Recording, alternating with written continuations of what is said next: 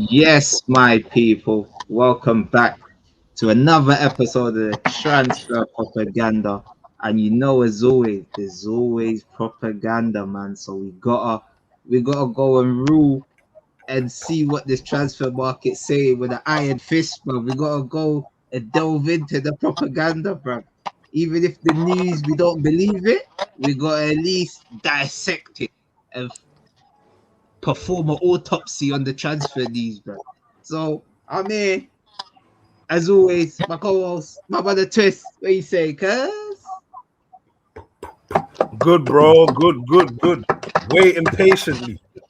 And obviously, welcome back to the channel, my brother Mons. Hope you're good, bro. Still, yeah, man. So, Beth, I think there's only one place we gotta begin because in the last 72 hours, we'll say, the boys on the blue side of the London, where they come from, blue side of the London, they signed two OAPs and Lacroix. Bruv, we gotta dissect this news, man. First of all, you know what, Muds? I'm gonna come to you first. Because I know you got opinions. I know I'm trying to say you got strong opinions. Bro, what do you think of these three signings? You could do it one by one or a whole. Welbeck, Henderson, and Lacroix. Okay. Um, I start from Welbeck. I think Welbeck's actually a good signing. I think what people Yeah, say about him is exactly what it is. He's got better the older he's got. He seems yeah. His fit. Every time I watch him play for Bournemouth, I'm impressed, and it just always makes me think, why didn't we get this Welbeck when he was playing for Arsenal? You get me? We had him out on the wings like what Man United used to do and everything. But then at the same time, I think you can't argue. I think he has got better. He's got older. He's become more mature in his game. He actually, in a weird way, has become a bit of a teacher of the game now. So he's just mellowed himself, which he wasn't going to be that for a Man United or an Arsenal. So what Chelsea is getting is not to say Arsenal and Man United never tried to have No. what you see now. It just so happens to be that Welbeck matured with age. And I think when you look at the Chelsea setup, be it that they got a lot of young players, I think he's a perfect foil to add to the team. He ain't going to play every game. João Pedro is probably going to be their main starter. The argument could be is someone like Welbeck in these regular games, would he slow down in his performance knowing that he don't get regular games, so his body will naturally shut down easier, and that could be an issue moving forward. But that's Chelsea's problem. But all in all, if you look at it as a whole, just as a player itself and the type of player that they're getting, I think it's a perfect signing. Now moving on to Henderson, that one I'm not so sure about. I don't see the point of that whatsoever.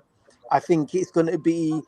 I think it's another England type of thing where he just comes along and he's just there, a bit like what Arsenal had with Norgard.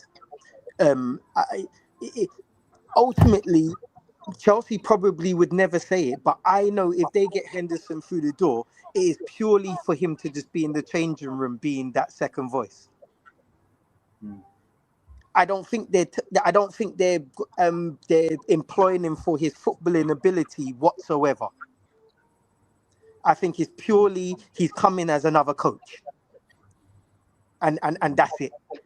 You get me? To talk to the boys, pattern the boys, tell the boys about how it is to be winners, and so on and so forth. Lacroix now it's a good signing. It's a decent signing. That it's not the quality of the top centre backs in world football, but he's a good age. He was a good defender for Crystal Palace. I won't say a great defender, but he was a good thing. If Chelsea feels that they could make him better in a better team, then so be it. He didn't come at the biggest off cost.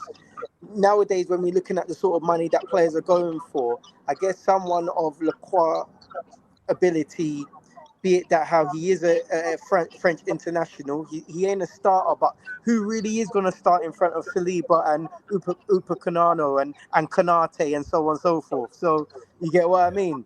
So that being said, I think two out of three. I mean, yeah, 2 out of 3 is good signings. Henderson, yeah, no, I'm not buying that. Yeah. So I got a take on it before I go to twist. So I think Garnacho, Delac, possibly Chalobah and Tosin. That's 4 homegrown players, and they're gonna be going out the door. So with these signings, no, not no more. Rogers, Henderson, and Welbeck, that sort of fills that English quota as well. So I think it's sort of experience and it's the homegrown quota. Now, Henderson, we just saw him at the World Cup. He broke his arm jumping over barriers, bro. That is not someone ready. He's not ready to make no Bro, type of impact on the who's his pitch. agent, fam? How's he getting these moves, fam? Who? His agents. Henderson. Oh, Who's my man's agent, fam? He's just been all over the place in the past 2-3 years, bro. What? Right. He's gone They got it Saudi collecting moving. the bag. He went Ajax. You get me now. He went Brentford, Brentford, and now he's gone to Chelsea. Like he's Chelsea. leveled up. Like no, you know he, what happened? What I found, yeah, is that how someone like Henderson, when you're consonant, if I'm using the word right, consonant professional, yeah, yeah, that bags you points, yeah. Why you got players like Xhaka, yeah. Xhaka will only get older, but big teams would always want to buy him on a 1-year contract, on a 2-year. You get what I mean? Because it's like they know they will bring him into the team and know he will just pattern the changing room. They're hoping for that same thing from Hendo. Why Hendo gets to go play for these teams. He went to the young Ajax team to try and pattern them. Then he goes to this team to go that's what he does. He's like that mature head that we could get in the door. Nowadays, in this day and age in football, especially as the football players are only getting younger as well, you're getting senior players that are 16, 17, 18 right now. Lamine Yamal, he's won a Euros and a World Cup, and he's only 18. So there's a lot of players that's gone through a lot at such a young age that you could never really say so. In the last 20 years ago, 10, 20 years ago. So I think that being said, he that's vital in this day and age in football, is that consummate professional, that guy that just breeds football and breeds the how to conduct yourself in an organization. He's got all of that in the locker. Why he continues to get sought after by big teams, that by young players. Nah, I hear you, man. He's someone that is a good example, and we got to look at, obviously, before we do the banter. We are gonna banter Chelsea. You're not getting away with this, but bruv, like if mine's being objective, it's definitely gonna help in terms of the red cards. They've got a lot of young players that just get red cards for absolutely no reason. So they've got no guidance. It's like you put the kids in the youth club and there's no youth workers. What do we think is going to happen? There's going to be graffitis on the wall. The table tennis and the pool's going to be snapped and broken. Like the computers are going to get teeth probably. Like, it's going to be a madness. Yeah, but they bought the tutor now. There we go. Henderson will be the tutor. Yeah. Yeah. Hendo, Welbeck. You get me? There we go. That's right. So, That's right. obviously, it's very like in terms of that, it is very good signings if that is what you're looking Yeah. for. I see. As much as I don't see it as a quality signing, I understand the signing. It's a weird one. You know, the ones there. Like I'll if I had say to. I'll say they're not exciting signings to see, Yeah, But whoever's yeah. brought them in knows why they brought them in, so they might actually be quality and key signings for Yeah, Chelsea. yeah. Because you know what? I don't think bringing Henderson in stops anything from what Chelsea wanted to do besides that. You get what I mean? If they want to go buy another two midfielders, they will go buy another two midfielders. You get what I mean? So Yeah. just having Henderson in the door and he's happy to be benched and he's happy just to just be there and talk to the guys and try and pattern the guys and turn them into winners and blah blah blah and show them what it means to be in a have a winning mentality and so on and so forth. That's all they're bringing in him for. Remember, Yeah. we just forget that the World Cup is just gone. He done the same thing in the World Cup. That's what he was brought into the World Cup. Yeah, he wasn't brought to play. You get what I mean? Now, don't get me wrong. I think it's more detrimental for the World Cup than it is for a Premier League team, because with a Premier League team, you got more players and you got a longer season to do to do things. Whereas World Cup now, it's just a straight shootout. You get what I mean? You need to bring all your best players. You didn't need a Henderson there. You get me? Yeah. All of them are all mature. All of them are all mature senior professionals in their own club teams. They don't need you, Henderson. No. Yeah, But but and in Chelsea, I understand it. In Chelsea, mm, they Is Enzo still staying though? probably so. No, But whether he's gone. Enzo's gone. oh, is he gone? Yeah. Yeah, he's Okay. gone, man. Okay.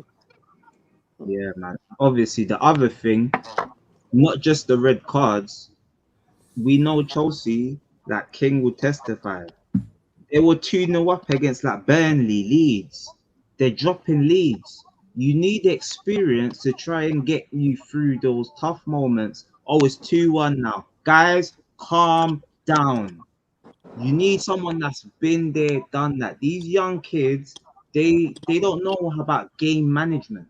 They need someone that can just come on for the last 10 minutes of a match. It was like Arsenal and Jorginho.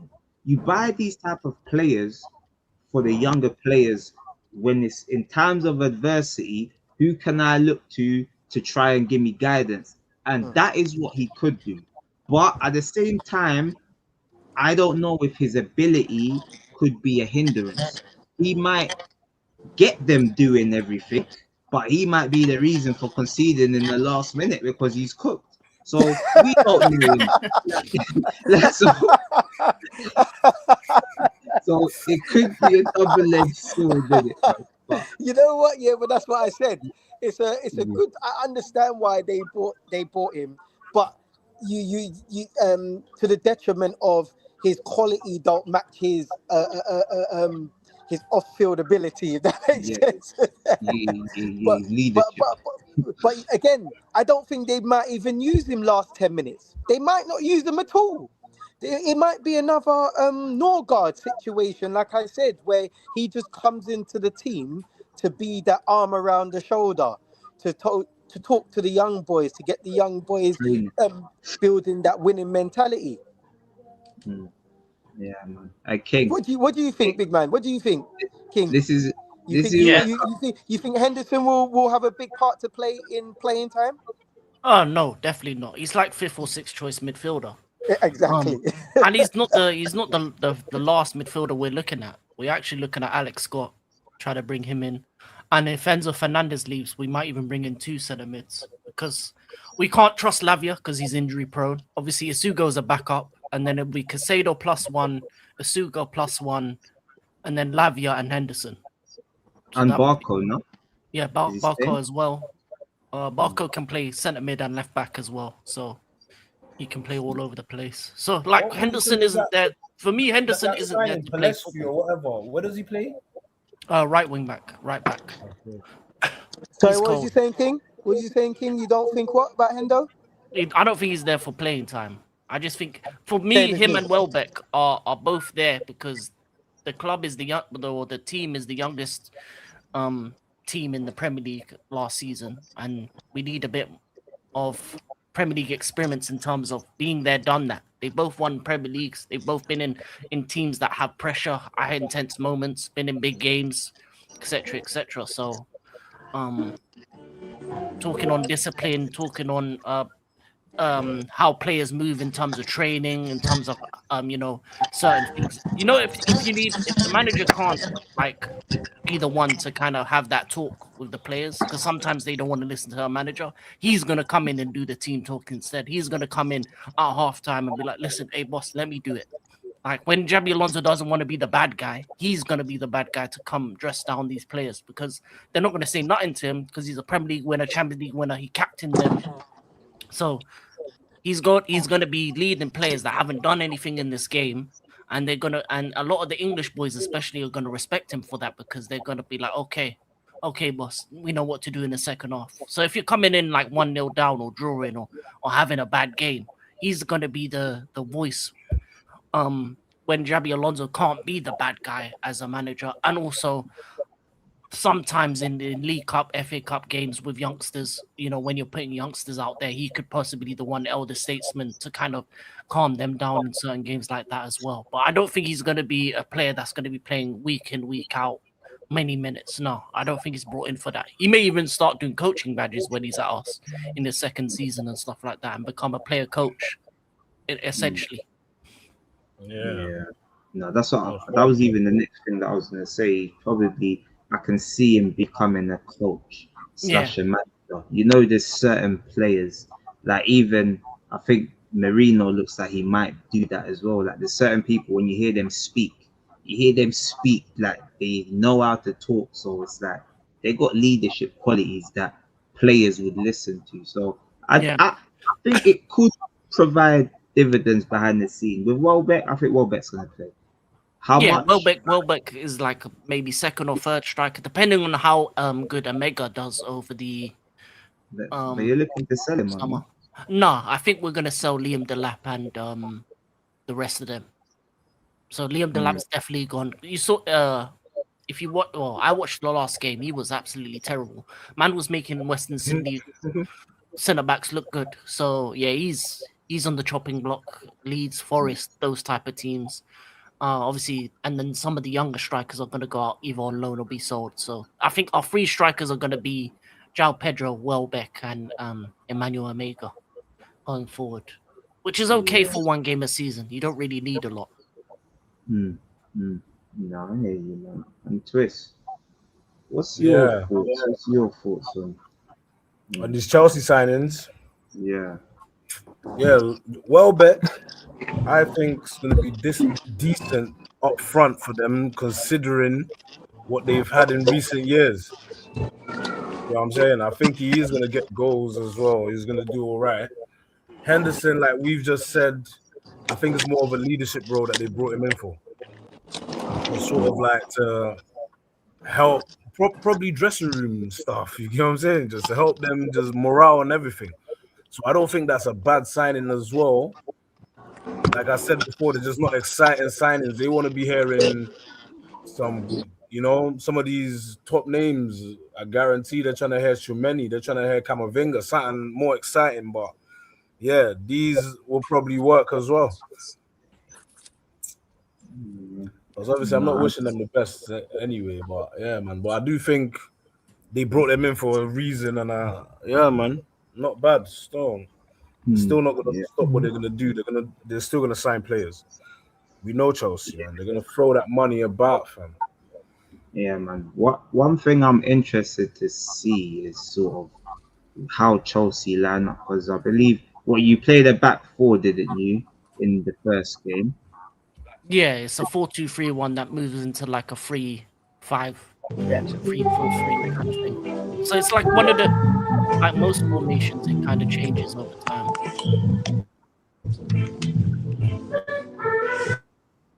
Yeah, so I'm definitely going to be more interested to see how that sort of plays out, because that with Lacroix, he's a defender that defends in a 3.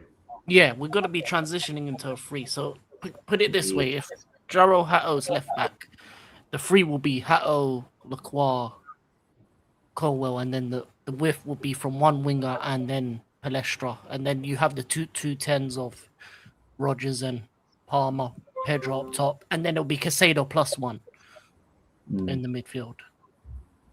Yeah, man. So let's say the Definitely. left wing will be maybe like Quendo or maybe even Maybe Escobar. Esteban. And then as I said, I think Enzo Fernandez leaves. I think I don't think he returns to Chelsea. Mm. All things are saying that he's going to move to Spain or somewhere. Yeah, no. Those seem like the only two destinations, Atletico or Real Madrid, right? Yeah, But I think it's going to be Atletico. I think Atletico will spend the money for him. yeah, I think Yeah. obviously Enzo. I don't know. You just haven't got the best. I don't know if you've got the best. I don't know. He could be to blame. I don't know. I don't feel like it's gonna be a major loss. He does contribute in terms of numbers, but I just feel you could upgrade, or you could get someone that could maybe double his work off the ball. I don't know, but there's just something about Enzo that I just haven't.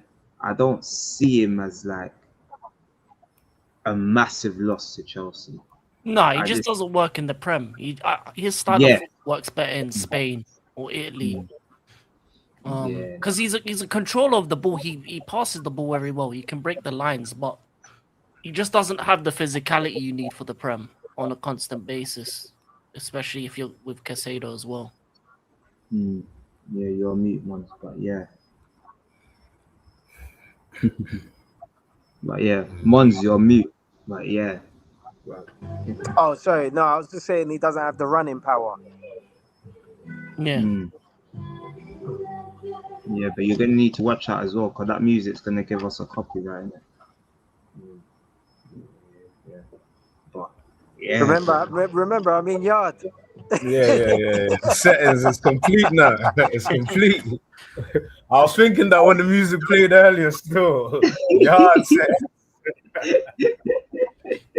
hey, and obviously the last guy, like, well, I could do the banter about OAPs here, but I'm gonna before I do the banter, obviously before I do the banter, obviously Lacroix, bruv, you see the Lacroix, I don't know, innit? I don't. This is another one I don't know. This he could surprise a lot of people, innit? At Palace, I don't watch Palace enough to have like a real opinion on him. When I've seen him, he's never like I never watched him once and thought this guy stood out to me. Gahey, he stood out. I've seen him stand out, but with Lacroix, maybe this is what he needs. He needs this move. Sometimes there's some players you might not necessarily clock them at their previous club. Like when we signed Ben White from Brighton, yeah, I see Ben White at Leeds in the DM role, I believe, and he looked good. But there's certain players you just they might just fit your club, and you might be able to get the best out of them. And you know what they say: when you're around better players, you play better. So maybe that's what he is. So I ain't gonna go too in on him, but bruv, I don't know, this Chelsea, bruv, you lot are moving a bit suspicious, bruv. Man's getting these OAPs, bruv. I don't know what you lot are cooking up yet. But if this was anyone else, if King saw Arsenal getting Henderson and Welbeck, oh my days, I wouldn't hear the end of it. I know I'll be done. I'll be done. And on the face of it, bruv, like I don't like I need to see more of Chelsea's business. So I want to banter it about the OAPs, but if you get more players and they're like more like just back up, obviously Welbeck he's still got something. So it's more so the Henderson. I'm waiting to see what happens with Henderson because if he has to play for like 5 games, I think that's when it's a bad sign. If he has to actually put on his boots and start games in the Premier League, that's when it becomes a bad signing.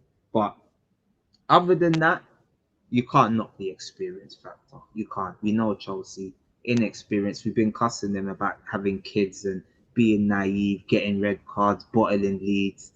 Now, hopefully, it can help with the mentality. So I guess we're gonna see anyway, man. But King, any other players you lot are looking? Yeah.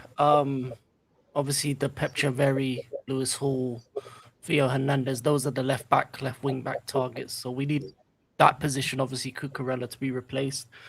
In terms of centre mids, it's the same three names that get given out. Alex Scott plus one of either Adam Morton or Bruno G. Those are the names that keep ringing out. Because of Krupi injury as well. Because Krupi's injured as well, Bournemouth definitely have to sell one player because of FFP, and Alex Scott but definitely has to get sold. So I think that gives us a better choice of trying to bring in Alex Scott. He's already said yes to the project, so Alex Mm. Scott plus one other midfielder, and then, as I said, left wing back, and then hopefully maybe another centre back, and maybe a goalkeeper if Alonso asks for a goalkeeper. Mm. So what? You're not. I don't know. I think you're still on mute. But yeah. But what? You're not fearing Spurs coming in and hijacking that Alex Scott man? No, no, no. I don't think they will. They'll. I don't think he would want to go there. You know he's Honestly, a Tottenham fan, right? does he? Mm. Well, Yeah. Because when we was he needs linked to make better choices in life. So with, play for a yeah, winning 'cause team. when we was linked with him, I remember that was the talk. Like, oh, he's a Tottenham fan. He's a Don't worry, Tottenham you lot, fan. man. That's our boy, man. He's holding out. He's holding out. He's coming Spurs, man. What next season? He's at Spurs. We'll get rid of Sarr, Bentancur. Yeah, we got space for the boy, man. You get me? We got space for him. You hope so. You Yeah, hope but so. yeah, well, that's what we're trying to get: two midfielders, the left back, and maybe a goalkeeper. I would like an Mm. extra centre back as well if we can get an inexperienced older centre back. I wanted to get like Sorry, a John sorry, bro. Stones, Who's your current goalkeeper? First choice goalkeeper. Sanchez. Jadon Boy, Sancho. he looked a bit shaky in you lot's preseason Yeah, stuff. that's why I'm thinking. I feel like with him, the worse his preseason looks, which I hope it looks bad, the more Yeah, chance it we're does gonna look a get a little bad goalkeeper. Because stuff. Jabi Alonso is gonna be like, listen, we need to get a goalkeeper. Yeah. And if he says that, Diego Costa's the one we're looking at, and that's an upgrade Mm. in my opinion. No, it definitely is, man. You know what we say about Sanchez? We call him a bozo. We diss him. We got diss tracks for Sanchez for days, innit? I know Dills was going Bear with them, crazy, bro. Bear with telling them, him, bro. yo, he went to Turkey, he got a reverse hair transplant. That man, I just dissing Sanchez, man. Sanchez, his time is up. You know what though? Surprisingly, I don't think he was bad last season for Chelsea, but there's levels to this shit, innit? You know what I mean? Like there's literally levels, and it's all right when you look finish 10th in it. So it's all right when you're languishing in the mid-table or you're pushing for Champions League places to have players like Sanchez. It was like us and Ramsdale. But if you're serious about challenging for league titles, like I will be the first to say there is no way I could see Chelsea winning a league title or like a Champions League with Robert Sanchez as the number one. There needs to be a change in that position. Like goalkeeper is such an important position. It's so important. It can save you between that 10 to 15 points. That's how crucial it is. It might not say it on the stats, oh, but you will all remember it's that David Raya. David Raya made that save against West Ham. That effectively won us the game. Yeah, Trossard scored the goal, but bruv, literally, we was like 2 minutes away from death in that game. We got saved by VA. Like there was so much, and David Raya in so many occasions last season. He was my player of the season for even my player of the season because I don't feel without him. Obviously, maybe with like a world class goalkeeper, it might have been similar, but the saves he made in key moments, that was a major factor for getting us over the line and helping us keep the clean sheet after clean sheet. So I don't see Sanchez being able over 38 games or in high pressure moments to not make a mistake. I just feel that he'll just just has a brain moment, man. It's like Onana. Like Onana, there's only so much he can do. Before even he got to Man United, we only remember the Man United and whatnot. But there was a reason. There was a reason why he was bought for a free and these type of things. People will be looked at him and said, nah. Because I was seeing madness on the timeline. He's trying to do Cruyff turns, getting tackled. He's trying to do step overs. What's this? Why didn't they show us this before we got to Man United? Because if they showed us this version of Onana, oh, we would have been feasted from early. But yeah, man, it's very, very interesting, man. But any closing words on Chelsea people? Anyone think they're gonna challenge for the league? Anyone think they have to challenge for the league? What's everyone's thoughts? I think that's the whole point of a rebuild. Really, they have to challenge for the league. They've got the manager, they're getting the squad. They have to try and challenge for the league, innit? Yeah. Yeah, they definitely do, bro. They definitely do, Carl. It's one of them. They got to at least put a challenge for. It doesn't. It has to be to like February. Like they're in the mix. They got to be staying a touching distance. Like sort of Man United's fake challenge last season. If you're gonna miss out, you just get a nice like a 70 point tally, something that you're like, you know what? If just say for example, you're like, if Caicedo and Palmer never got injured, what if?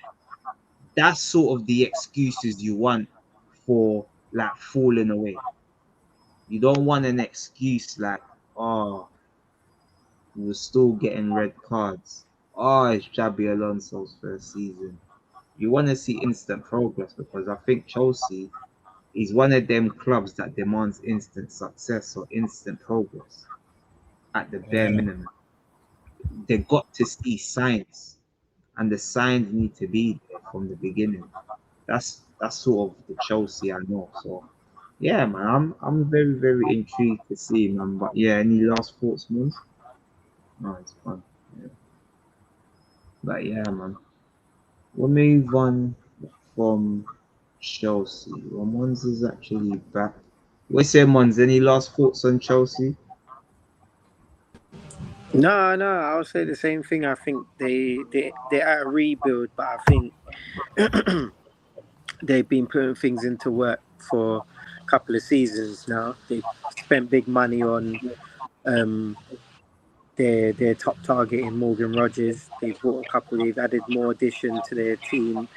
They've gone a different direction in buying more senior, older players to complement the youth that they have in the team.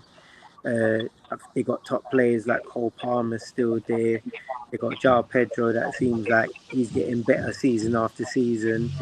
You got Enzo Fernandez hasn't gone yet, but if you had to just look at it like to say he's still there, you got two 100 million plus players in midfield in Caicedo and Enzo Fernandez.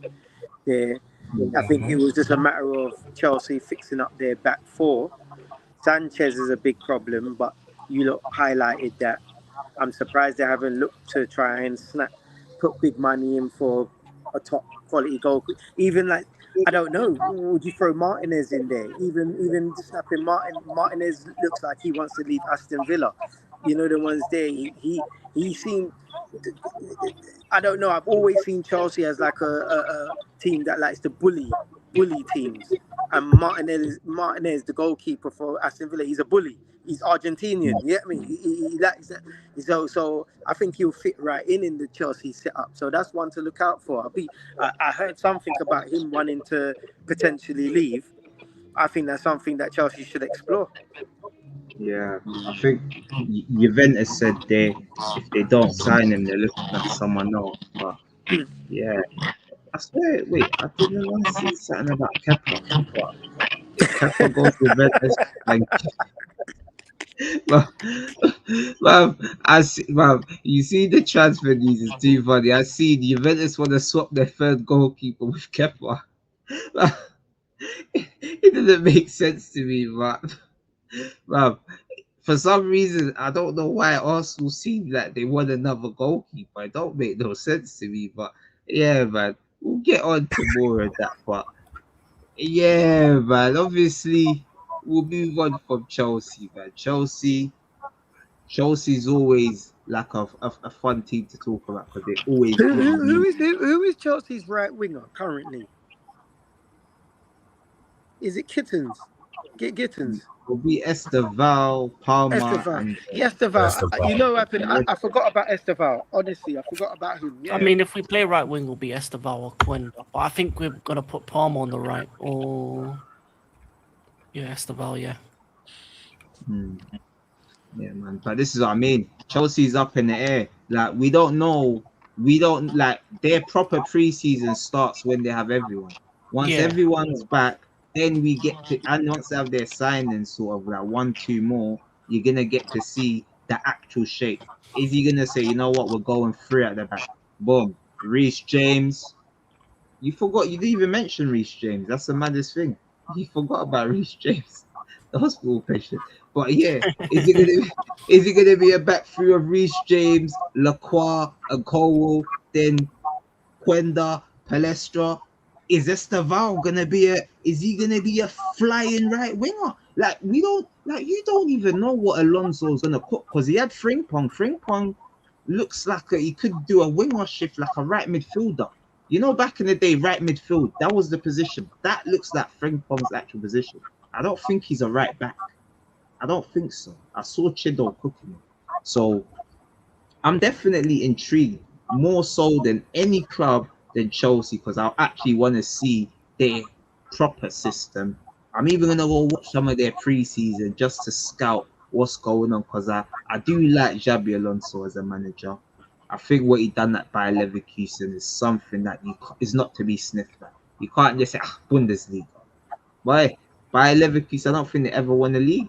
Let alone they went unbeaten. Let alone they won the double. Let alone they were one game away from the treble. So yeah, man, I'm definitely intrigued by Chelsea. But moving on from one scummy part of London to another scummy part of London, but this is a scummy part of North London. Tottenham. It is the history of the Tottenham. So obviously we got the boy De Zerbi. You see De Zerbi. De Zerbi's been Zerbs. doing bare chatting for no reason, you know. Like he's talking like he's one of them El Mafioso Donnies, bro. So we gotta put up the quotes, man, because this is something that we all have to see. The audience, everyone's gotta see this, man. So is it no, it's not gone up here. There it is. So we got the boy De Zerbi. We got to even zoom into the quote. So De Zerbi says Spurs are lining up another transfer bomber. He needs to get off Twitter. He needs to get off Twitter. The transfer market is not finished for sure, but we completed 60% of our project in the transfer market. Now we have another bomber. Twist. Bro, it's got the fans guessing. Wait, am I glitching? Probably, but we can hear you. You can glitch. Okay, you can hear me. Yeah, man. Yeah, it's got the fans guessing. Oh, who might it be? Who might it be? He's trying to excite the fans, man. I get it. I get it, man. Spurs Twitter has been going off. Some say Harry Kane's coming back.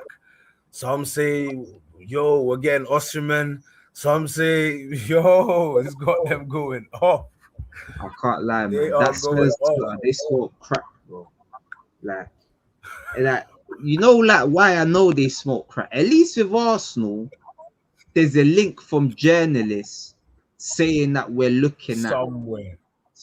like you know what I'm saying. We're looking at a left winger from a Real Madrid. You lot just make up your own. You lot make up your own transfer news, like, and then They're when you relying on the didn't get ITKs. when Troopy got injured, I never seen propaganda this crazy before. They said Spurs were 24 hours away from putting in a bid for Krupi before he got injured. I just Tottenham. Nah, I'm not Why did they co-signing put that it? one still. Why did they put it 24 I'm hours not before he got co-signing injured? that one. I didn't see that one. I didn't see that one still. Some fans are crazy. Man, Love man, this engagement thing, bro. this one was Love it. this one was more so like the club and that, bro. Like this was like journalists, like you lot. Who's this Graham Bailey guy? Who is he, bro? Like who is he? Like I where don't did he know. come from? You have to type in Alistair Gold if you want Spurs. Alistair Gold, Ben Jacobs. Yeah, man. But what do you think you need though? That's the better question that I should be asking you. Like, We need some attacking players, man. We need some wingers. We need a striker. hmm. We need some wingers. We need some striker. ASAP. Absolutely. Yeah. Tottenham need attacking players, fam. Just bring them all in. Bring them all in. Everything. Everything. Yeah, they got two new additions in Tonali and Fernandez. Is it Fernandez? Is that his name? Hernandez? Yeah. Matias Fernandez, yeah. Yeah, Fernandez. And yeah, that's good. You shored up the midfield. But I never used to think that your midfield was your biggest problem anyway. More time. Yeah. Yeah, no, we had loads of midfield players, but it's your attacking players. When you're looking at your attacking players and you're looking at Ben Johnson, you're looking at okay, Kudus is there, but he was injured for a long stretch of time. Is he going to still be the same player? And then you got Richarlison still there. You got Solanke. He's a good. Yeah, Odegaard, Tell, Madison, Kulusevski. Kulusevski, yeah, unlucky as well because I actually like. Well, he's back. He's back in training now. Still, I like his style. I like his style of play, but he does flatter to deceive at times because he's a stylistic kind of player. So there is times where I've watched him and I'm like, he ain't even. Yeah, but again, he's another player to come in. So, but yeah, you don't need to reinforce, but you don't need to sell Richarlison. He shouldn't be there no more. Why is he still there? Why is he still there, fam? Just get him out. Just get him out, bro. We need some strikers. I heard we're looking at Marmoush, Gakpo. Who else was Savinho? Obviously, everyone knows about that one. Savinho. Yeah. So yeah, that's what I heard. Because I think the fans are saying the bomber's separate from Savinho. That Savinho's already being talked about. That's not what he's talking about. This is a different one still. So that's why it's 60% complete. The project 60% complete, not 80% complete. Here it is though. Tottenham were just 24 hours away from launching their bid for Bournemouth's Eli Junior Krupi before injury struck and brought their pursuit to an abrupt halt. Team talk can reveal. Spurs remain keen and I've told this camp they will be back in 2027. He's going to be gone by then. I don't think that one happens. I think by 2027 you look at like a who's team talk? Not even Graham Bailey. Who's team talk? Now Graham Bailey's normally, I think he's normally all right, but team talk, yeah, I don't know about team talk. Graham Bailey. Yeah, they busted. What Talk Sport? Yeah. So if he's quoting it though, it's like if Fabrizio's quoting these people, you gotta you get me. You gotta at least just listen. Because they got 120 whatever in it. Like followers don't necessarily mean anything, but bruv, I don't know where this news come from. Is Team Talk a Tottenham fan? Because this news to me, that's one of the most mental news I've seen in ages. Hilarious, man. Like, bruv, it's Real Madrid. Crazy. Hey, but yeah, Like, You because know what? if I was, When you think about it, yeah, think about it like this. Tottenham just spent 100 million on Tonali, Tonali, yeah. about 60 odd mil on Fernandez.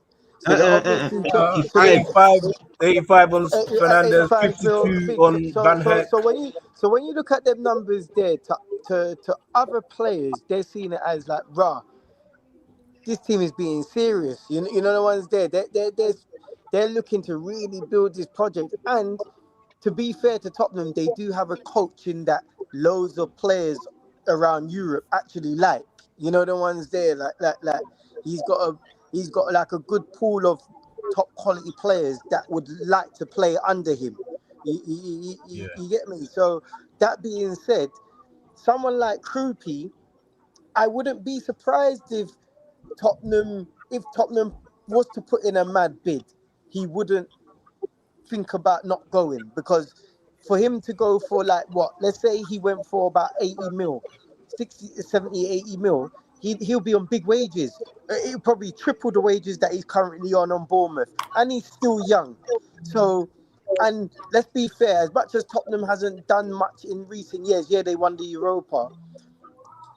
Going from Bournemouth to Tottenham is a big step in your footballing yes, career. unless you already done it. It's not necessarily you got to go Real Madrid. You got to go Barcelona, and that Tottenham would be a good step for him. Bruv, you know what he's on? Mm, He's on 20 bags a week. exactly. That's why I said it would quadruple. But not even quadruple. These are the times that he might end up on like two. They gave Fernandez and Tonali and that what 200 bags. Exactly. So yeah. he'll be in and around them brackets anyway. Nah, So not, that, I think it's Tonali does it'll be a 200 no-brainer bags. for someone like Yeah. him. It's London. It's London. You're playing in one of the best stadiums in world football, and they're looking to kind of like, now they look serious now. Now they're looking to be one of the big boys alongside the Arsenals and the Man Cities and and Chelseas and everything. They're looking to throw. This ain't the Tottenham that I've always known them to be flipping up. So, well, like Spending me, money I won't say still. I'm worried. I won't say I'm worried as an Arsenal fan, but I'm watching them closely. I'm Hmm. watching them closely. Yeah.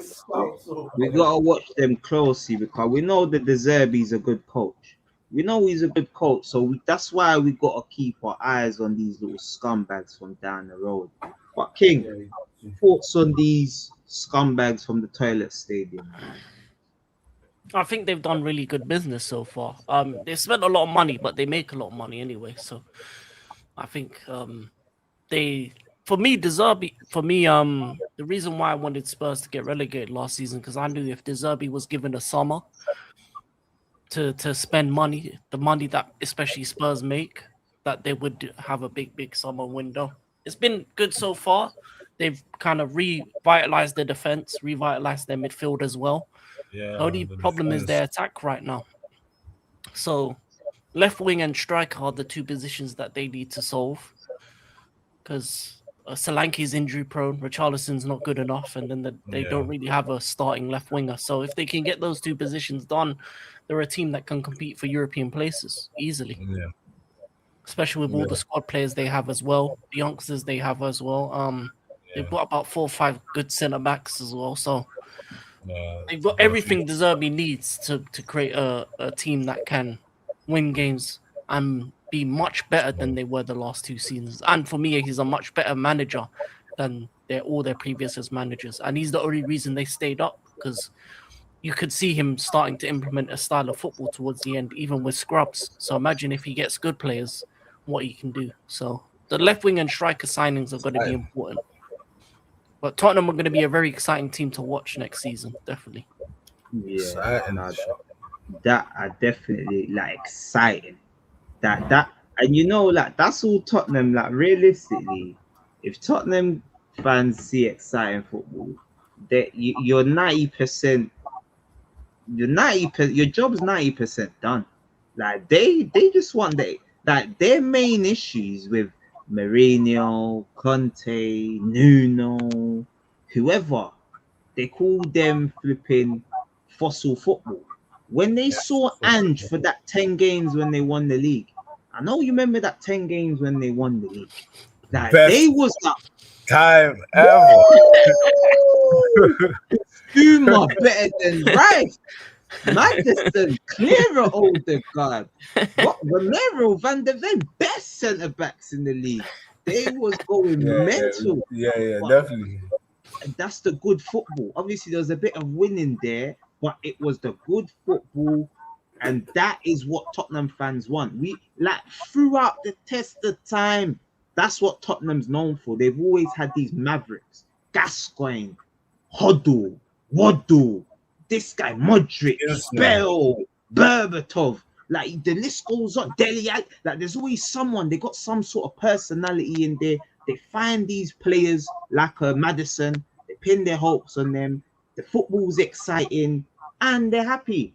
Like throughout all of that trophy drought, the seasons when Tottenham fans were most angry was when the football was horrible. That was it.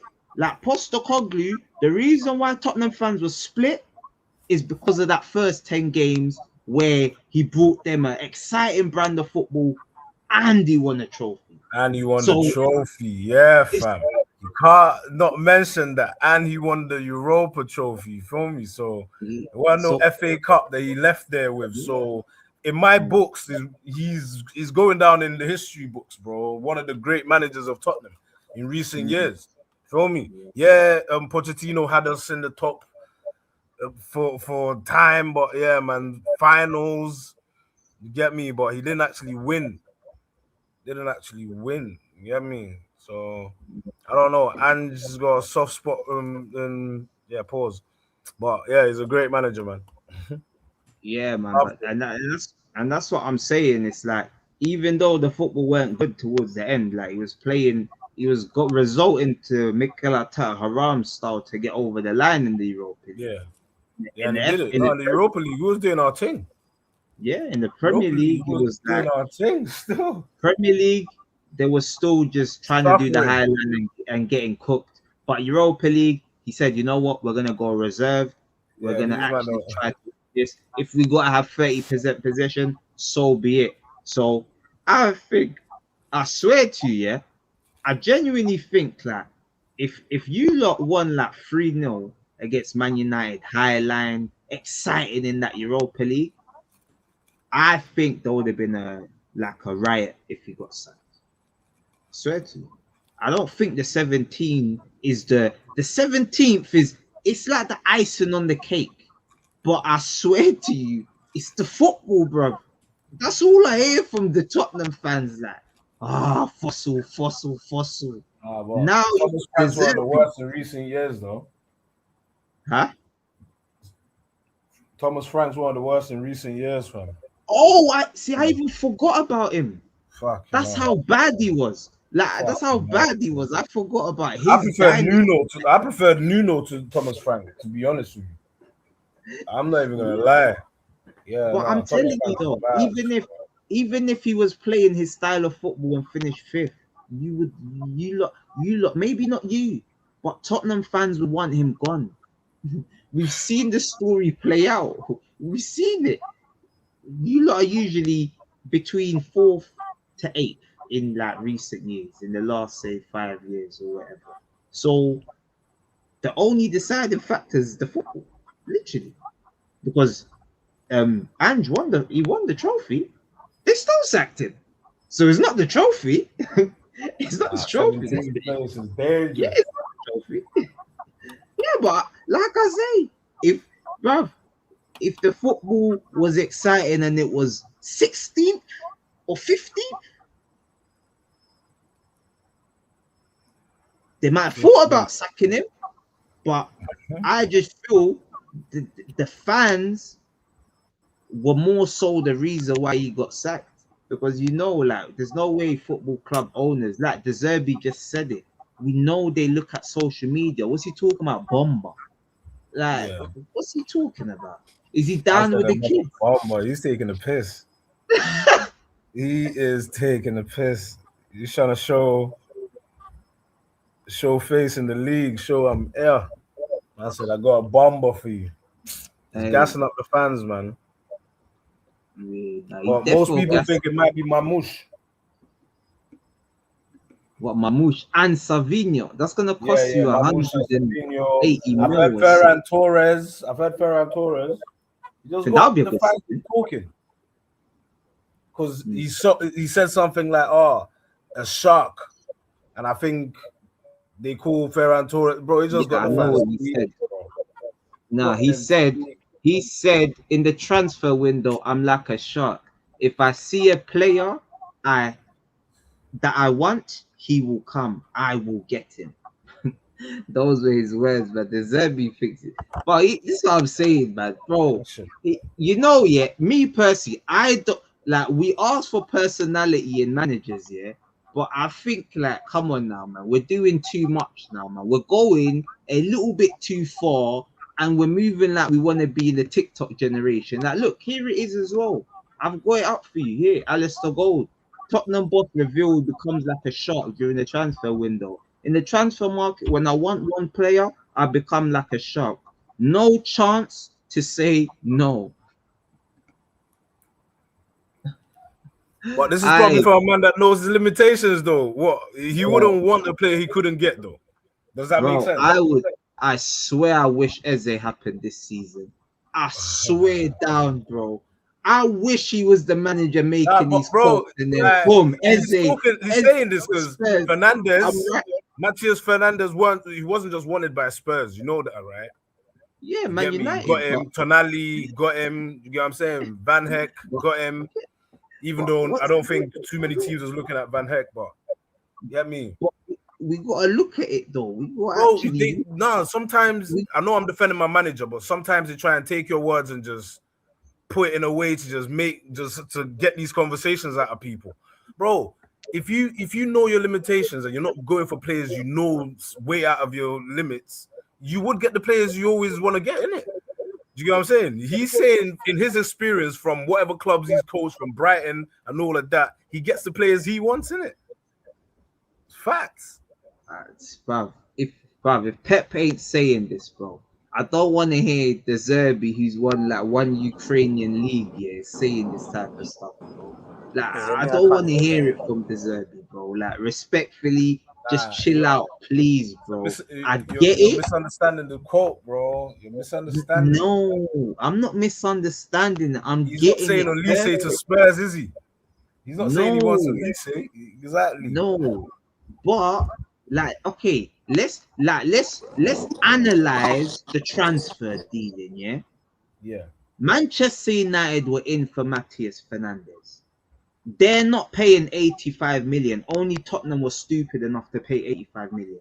So of course you've got a clear race to him.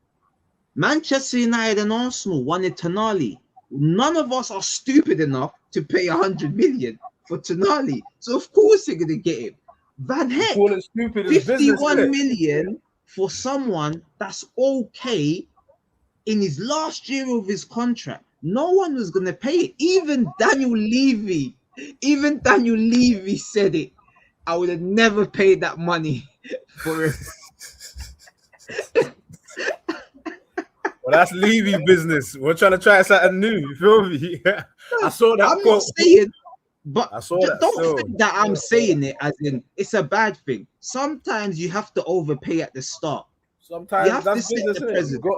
You were desperate, bro. 17th twice is desperate, bro. You need all the help you can get, bro. I get it. I understand totally. So I get it. That's not what I'm getting onto. But the Zerbi, what I'm saying is I don't want to hear more and more of these quotes. I need these quotes now to stop. The media team need to rein it in. Say, look, just please, look, I love the personality. It's fun, but it's going to backfire because it's going to be you lot. You see, if something happens, it's you that I'm coming for. It's Tottenham fans I'm going to attack. And the Tottenham fans are going to crash out and say De Zerbi out. All because he couldn't keep his money. Nah, I'm backing my manager right now. I'm backing my manager right now. You feel me? We're all backing everyone. Yeah, man. I'm backing Kepa. I'm backing Norgard. I'm backing Reece Nelson, Jesus. A ball's not been kicked. They're back in. Oh my days. But I can't lie though. Thank you, Deserby. They're in my bookmark, so thank you. Bumba. Man said he's got a bumba for you lot. I, but I'll be honest though, I do like this type of manager though, because Mourinho, he used to do this. I think Mourinho used sources said Vinny Junior. I think the sources said it might be Vinny Junior. He's man, got a I better chance started. of getting Tom Holland. You know, got the money. Right, they're smashing the cash, but you see with them though, I think who's your highest earner, Tonali now? Yeah, 200 bags. Yeah. Yeah, so to go from 200, just say 400, it's too big of a jump.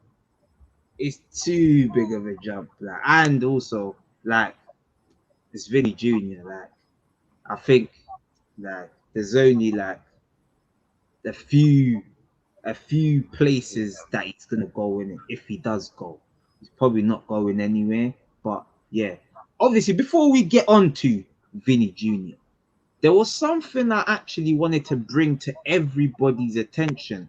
I posted it in the group chat earlier, but I want to get you lot's thoughts of Fabrizio Romano, bro. Has Fabrizio Romano, is he losing his touch now?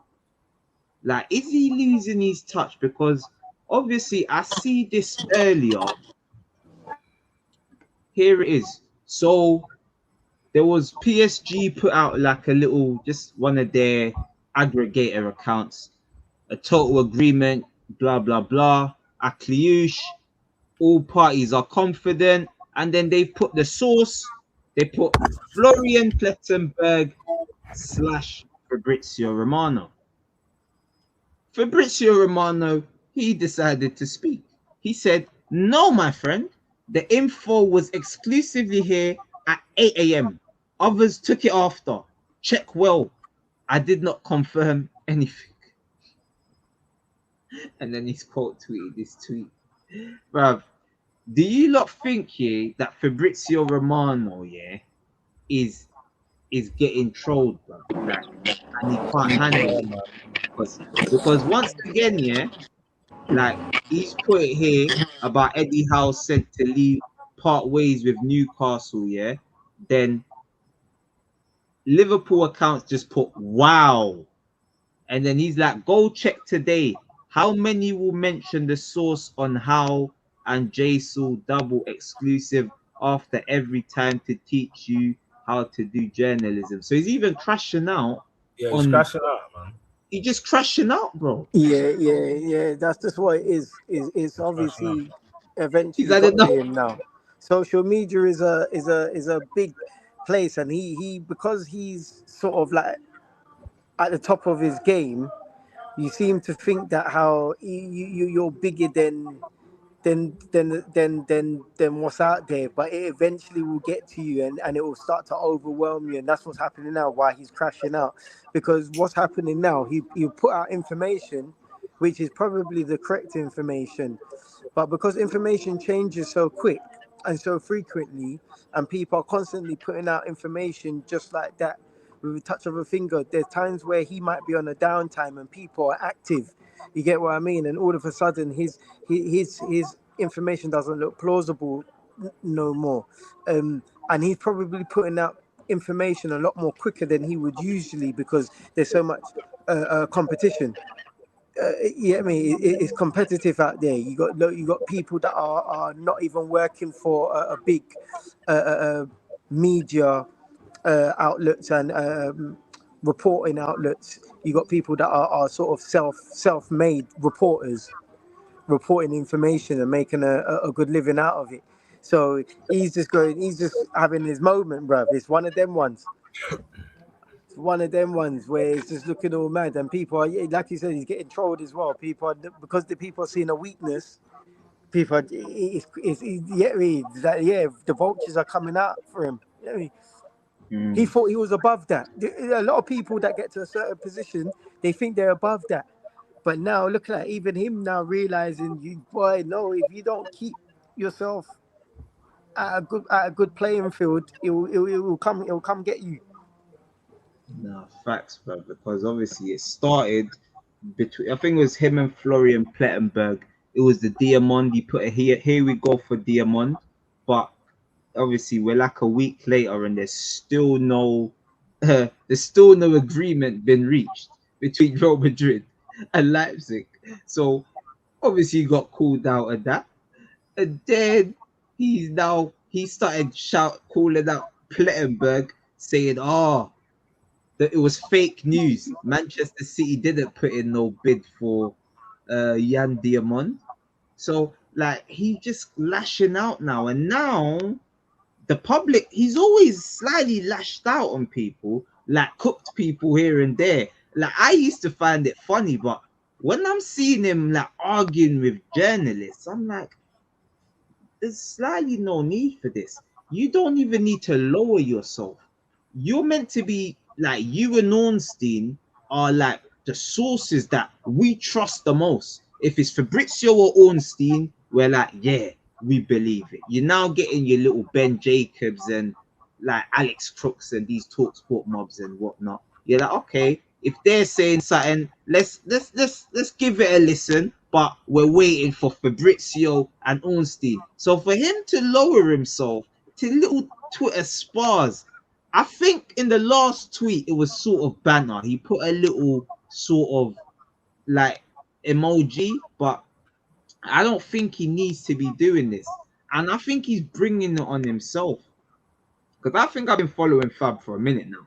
And he never used to keep retweeting the same news. I think it's ever since Elon gave people payments for this blue tick.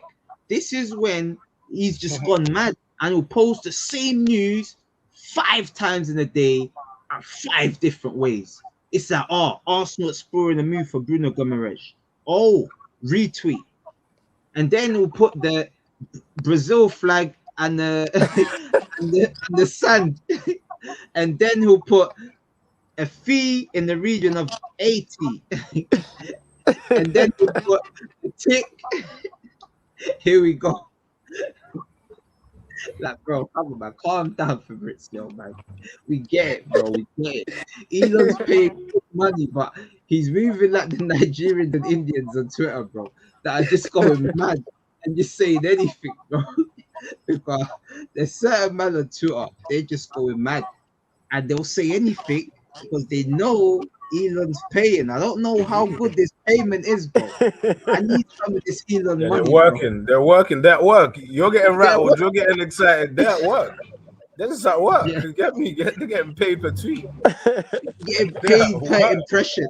If I just scroll past your tweet, you get a payment, bro. Hey, I don't know how that bro. shit works, but yeah, man. Yeah, Since man. Elon started doing that, boy, crazy takes on there, fam.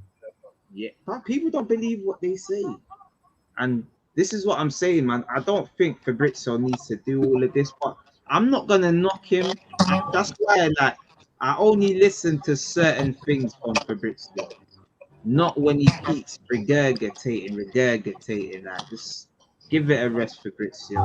We still rate you highly. I'm not gonna be like those when those is saying Fabrizio's a fraud and those is just cussing Fabrizio. I ain't going that far, but we run fraud watch though. We're watching him, man. But yeah, man. Anyone else got anything else to say on this Fabrizio flipping crash out, man? Because I just find it funny, man. It's hilarious, man. But yeah, man, there's nothing else to say. I think this is what we want for here.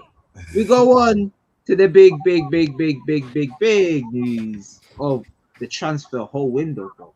We thought Morgan Rogers was gonna be the biggest news of the window, or Alvarez.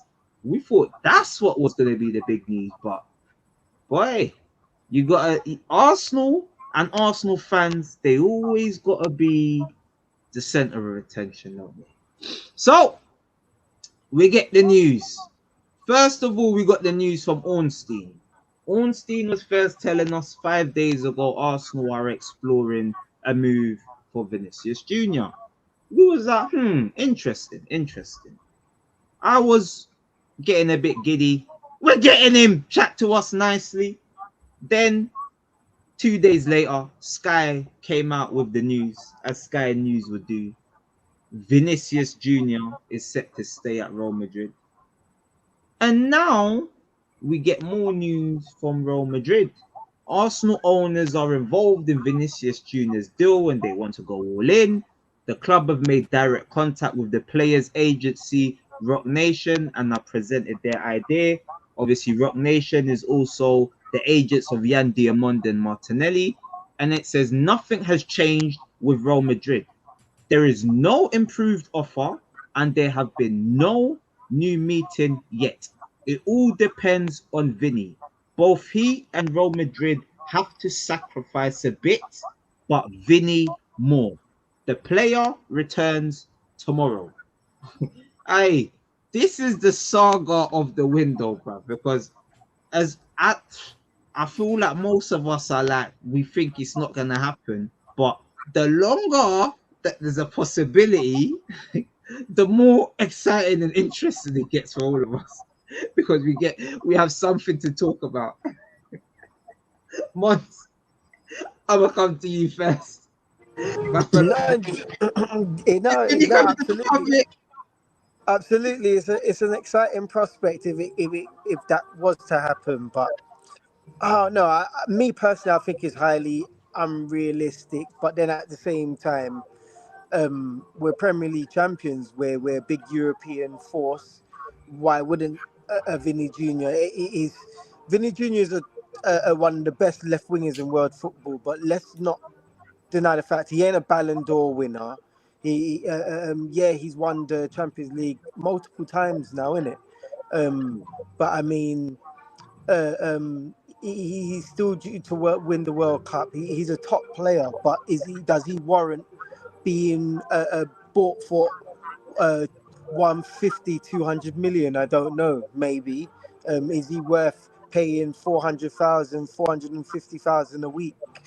Maybe, when you factor in, like what you said, what Haaland is receiving, what players like Havertz ain't receiving not too far away. Players are receiving top fees like 350, stuff like that. And So in a way, the more and more I think about it, it is doable. But I and don't one think. I truly believe that I think he's more so playing towards the media to get Real Madrid to budge. But if Real Madrid decides they still want to play hardball, that's when, funny enough, from us not having no chance to us maybe having a chance, like what you said. mm, and also you see when you mention, obviously, remember this is a brand as well. I believe someone said Vinicius Junior's got 62 million followers on Instagram. So these are another thing. Like you can imagine, obviously, if he was to come to Arsenal, how many Vinicius Junior tops are you gonna see the next day? Like the shop is gonna be shut down. You know, Arsenal fans are crazy already. When they hear a new shirt, they're all there at the shop. When they hear a new player, they're all in the vicinity going crazy. So if it did happen, they're already thinking. And I think this is the reason why the owners are actually they're exploring it. Remember, we're not saying it's gonna happen anyway, but they're exploring it because I think they're looking at all of the social media ruckus. Like that tweet from Ornstein, I believe it got 24 million views. It got 24 million views in literally 1 hour. So if you get 24 million views just from Arsenal exploring, imagine if he signed. Like, bro, people's gonna go How mad. It's how gonna how break the I internet. how I see it is if it's Arsenal exploring a deal, where that puts me is that how that's exciting in the sense that if Real Madrid decided, you know what, we just want to sell you, at least I know my team's in the market for him. Straight away. There's no like, oh, Arsenal should think about him, I know already they're thinking about him. You get me? So that in that sense is good. But I just can't see Real Madrid parting with him. But I hope they surprise me. I hope they play hardball. It'll benefit us. I hope they play hardball and say, you know what happened? No, you're not gonna get what we're giving you. We're giving you that, and that's that. Does Vinny budge and say, you know what, I squeezed as much as I could out of you lot, you know what, I'll sign the deal now? Or does he say to himself, nah, you know what, I'll try a new project, I'll get probably more money when you consider the British pounds, and you're like we was talking earlier about image rights and so on and so forth, and you probably accumulate a lot more with the whole package. So it's one to watch. It's one to Yeah, watch. and also Yeah. he's also gonna, if he's on 62 million now, like he's gonna probably get every single Arsenal fan's gonna go follow him. So then he's gonna get another. I don't know how Yeah. many followers. There's at least another 20 million more. He might even get to the 100 million. Fam, And he'll get throughout the continent, fam. He'll get a lot yeah, of African followers. He'll get Europe. He'll get everyone. He'll England, get everyone. Yeah, yeah. He'll get everyone because the involved. Yeah. Premier League, like, let me ask a question. I'm gonna ask it to the rivals because I don't want to make it seem like it's just me promoting propaganda. Do the Premier League have a star? A star. Yeah. Obviously, Haaland is the only one I can think of. Say that yeah. again. Do the Premier League have what? Sorry. A star. Yeah. Haaland's The Premier League start. They have star. Superstar. They have star Haaland. boy. I put it like this: do we think Haaland, on like a global scale, like markability, everything, is on Vinicius's level?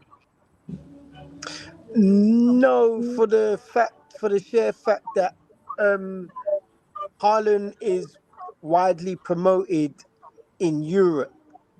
But I think on a global scale, if he was on a global scale, I think he would be able to market quite well actually. But I think because Vini, just be it that you're from Brazil alone, Yes.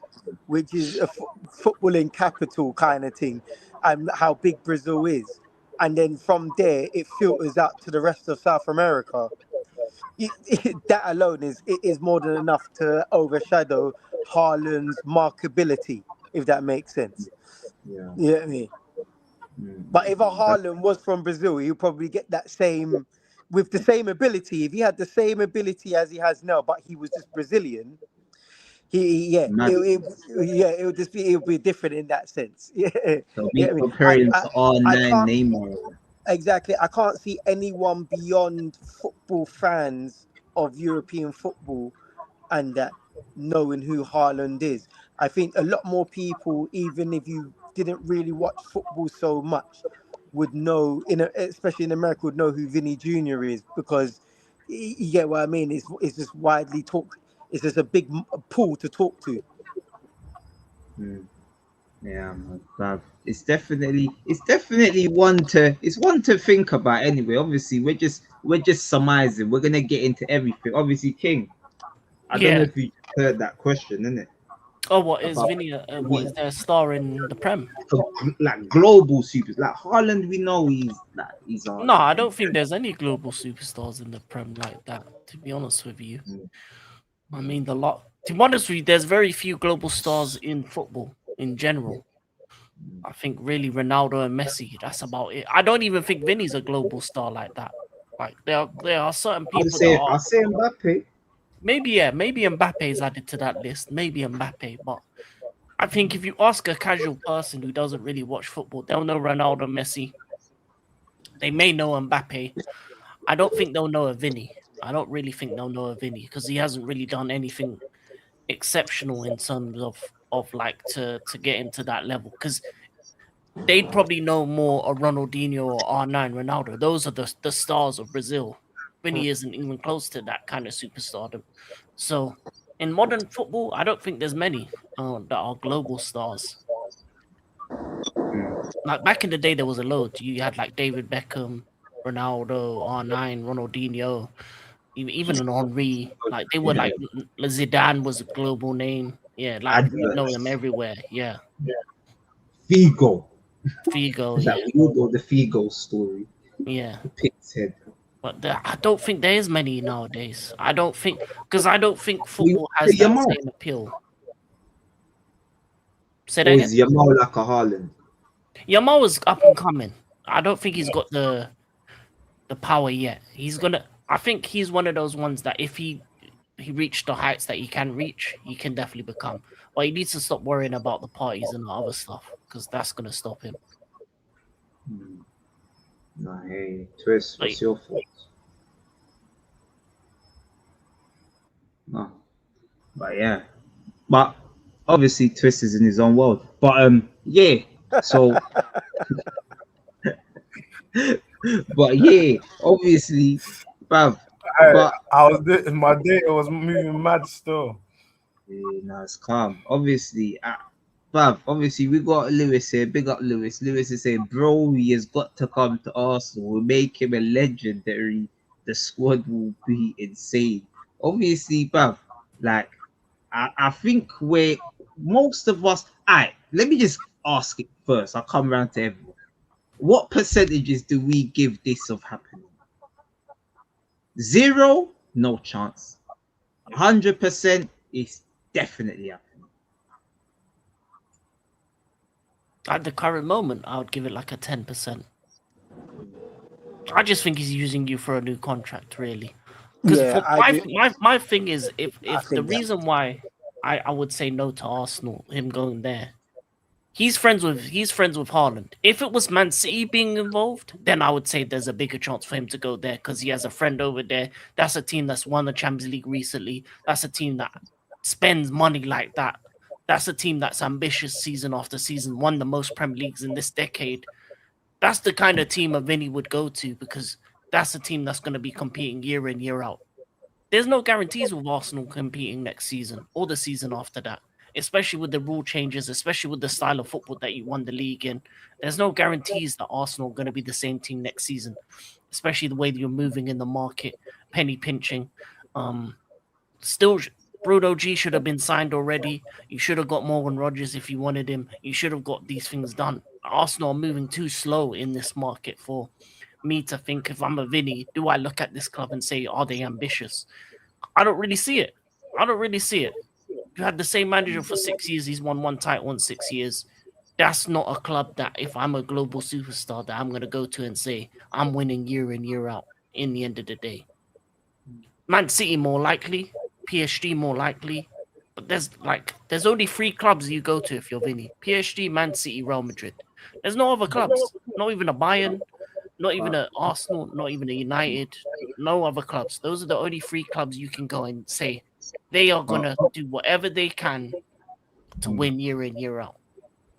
You're not seeing it from the rest of the No, clubs. I agree with that. I agree with that. It was I hard. was going to say, is there a guarantee with Man City? Is Man City the winning machine only because of Pep? No, Is that but the what I reason think why where he's they're coming winning from, machine? I think where he's coming from is the fact that how, regardless of what manager comes into these teams, the team as an organization is willing to spend money and and constantly rebuild. Where Arsenal tend to have their moments. One day we want to act like a big club, and another day we're penny pinching, like we've been perceived to do now. You get what I mean? So whereas a Real Madrid will just say, right, I want him. Here's 150 million. Boom. You get what I mean? They're more inclined to buy who they want, regardless of what manager is in place. So I get where King is coming from in that respect. You don't see Real Madrid doing too much hardball when it comes to what they see as an evaluation for a player. I know times are slightly changing because I heard that they're looking to go in for Rodri and they're looking around the 50, 60 million mark. I think even lower than that. And there could be an argument that how he's a recent Ballon d'Or winner. And then you got other players that's gone for, and while he has 1 year left on his contract, there's a few players that's gone with with a lot more, with only a year left on their contract. And heck, Take into consideration Bruno Guimarães. He's only got 2 years left, and we're looking at the 80-90 mark. So it's going to be interesting to see how much Real Madrid is looking to pay for him. no, I agree, bro. But this is what I'm saying. Like this window, like I said, whether these transfers happen or not, it's. I feel like this window it's exposed a lot of frauds, like journalists, and it's shocked a lot of people. Nah, Like man. it shocked a lot of people. Like Morgan Rogers, I think most of us thought that was a done deal. We thought, yeah, done deal. Man. We didn't really even hear nothing about Chelsea. But last minute swooped in, got him. So I feel like if something was gonna happen, I think this is the window for madness to happen. Like we never saw Tottenham spending no 100. Like if imagine we had this conversation like 3 months ago with Tottenham before they won the Europa League, yeah, and we was like, yo, Tottenham's linked to have spent 100 million on Tonali. I think we would have been laughing forever, bro. We would have just been laughing like, nah, no way, bro. 100 million Tottenham, no chance. So, as much as I give this transfer, I boosted it from 10% to 20% the other day because Sky Sports, I knew there was lying, but I still 20% chance, like a 20% chance, like if they told you invest your money, you have a 20% chance of getting your return back, you're not doing it.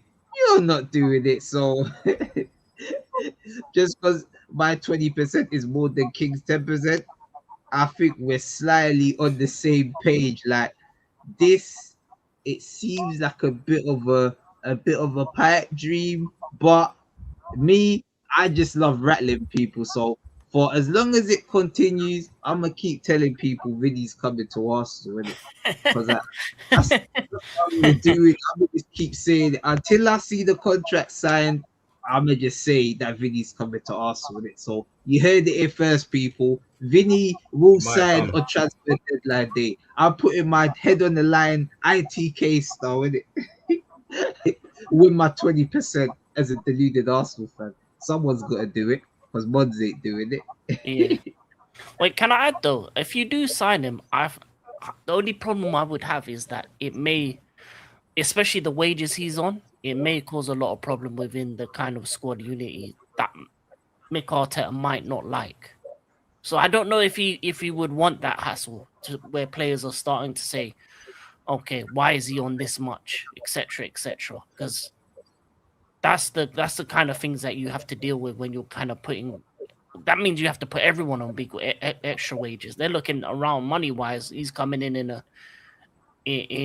different kind of class of vehicles that they ain't even seen before, and so it's kind of like, are you willing to kind of break your wage structure like that for Vini, and will it be worth it in the long run? Because you see how bad the Kai Havertz one has kind of affected wages, and then especially with the way FFP is going and money's going, certain players are going to be asking for more than they're worth, and then you never know, it can lead to unrest, especially when it comes to agents. Agents are going to be like, what, you're giving him this much? I didn't know you had this kind of money.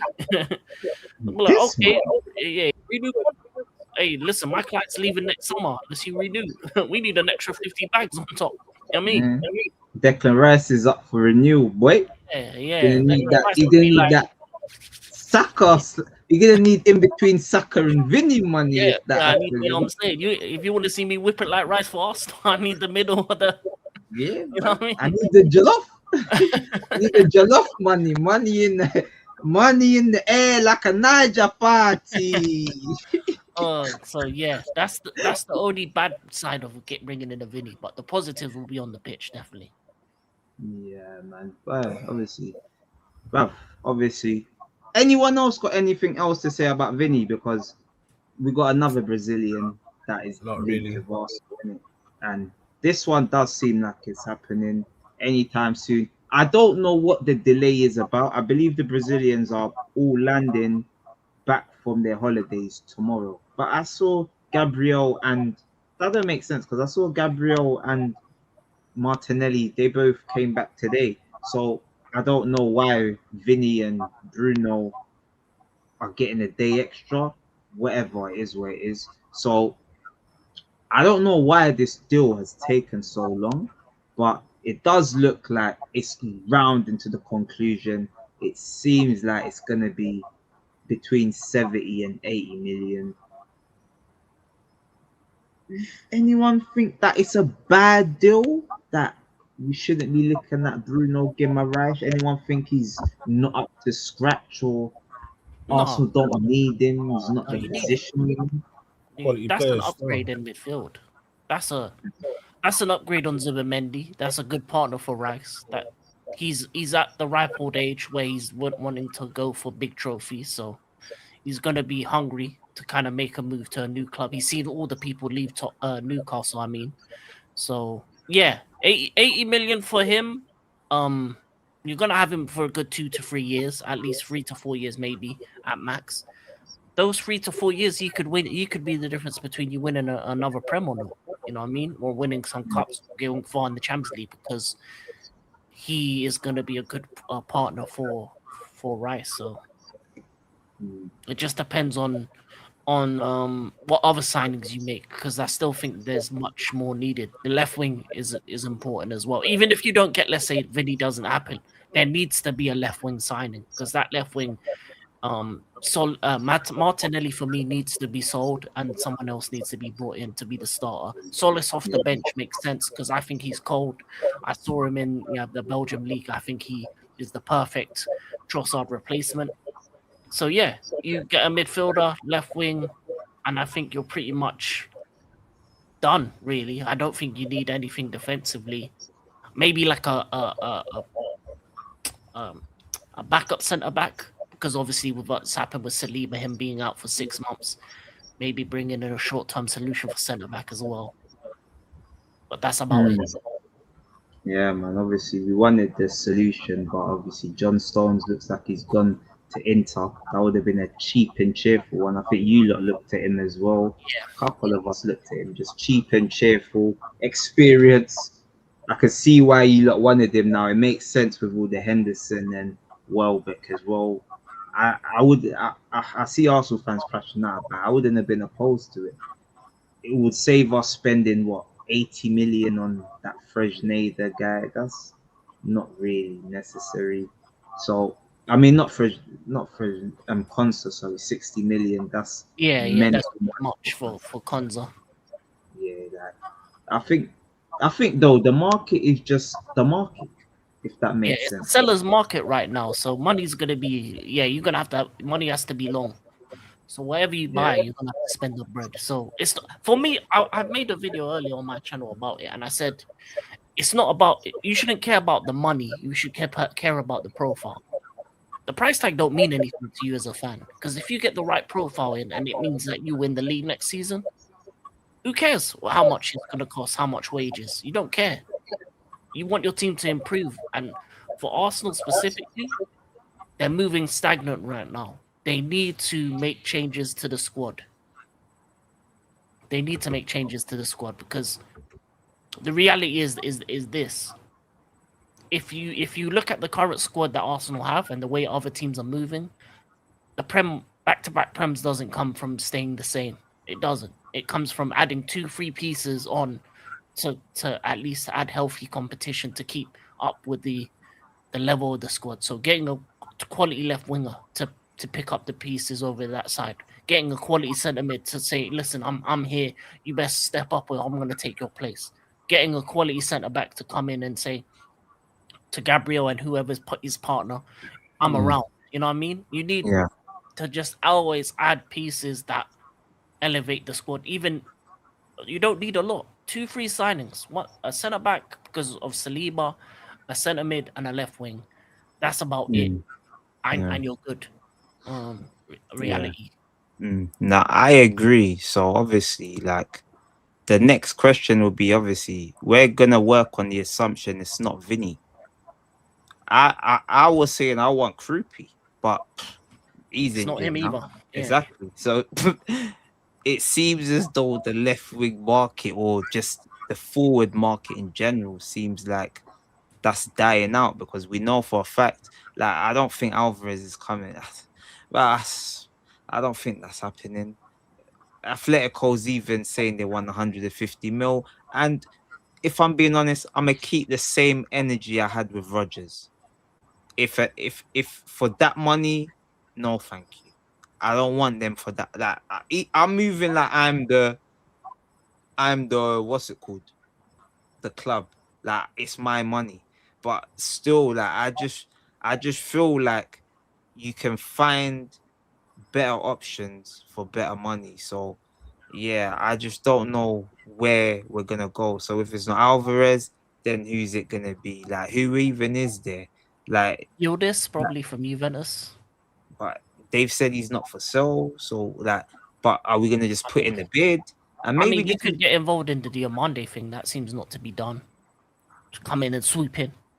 yeah, I'll be honest with you. I think Or Barcola, sometimes, maybe. Barcola. That's another one. but once again, when they're talking about 170 million euros, like this, like That's the bro. prices for left wingers, bro. It's like it's a thin market. But I'm just saying, I don't know if I believe these players are to that level Mm. that warrant that money. Like I I'll rather, I don't know, like I don't know. The Noosa guy looked good, but I wouldn't say that's like a Premier League champion buying the Noosa to start. I don't know what you think. I don't know how much you've seen of him. I wouldn't say so. Diamond, I don't even rate him. That's how bad it is. I don't actually rate him. I've seen him. I think he's okay. He's young.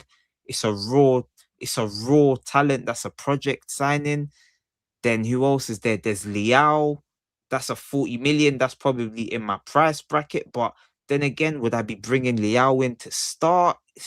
He seems like he's got a lot of baggage. Yeah.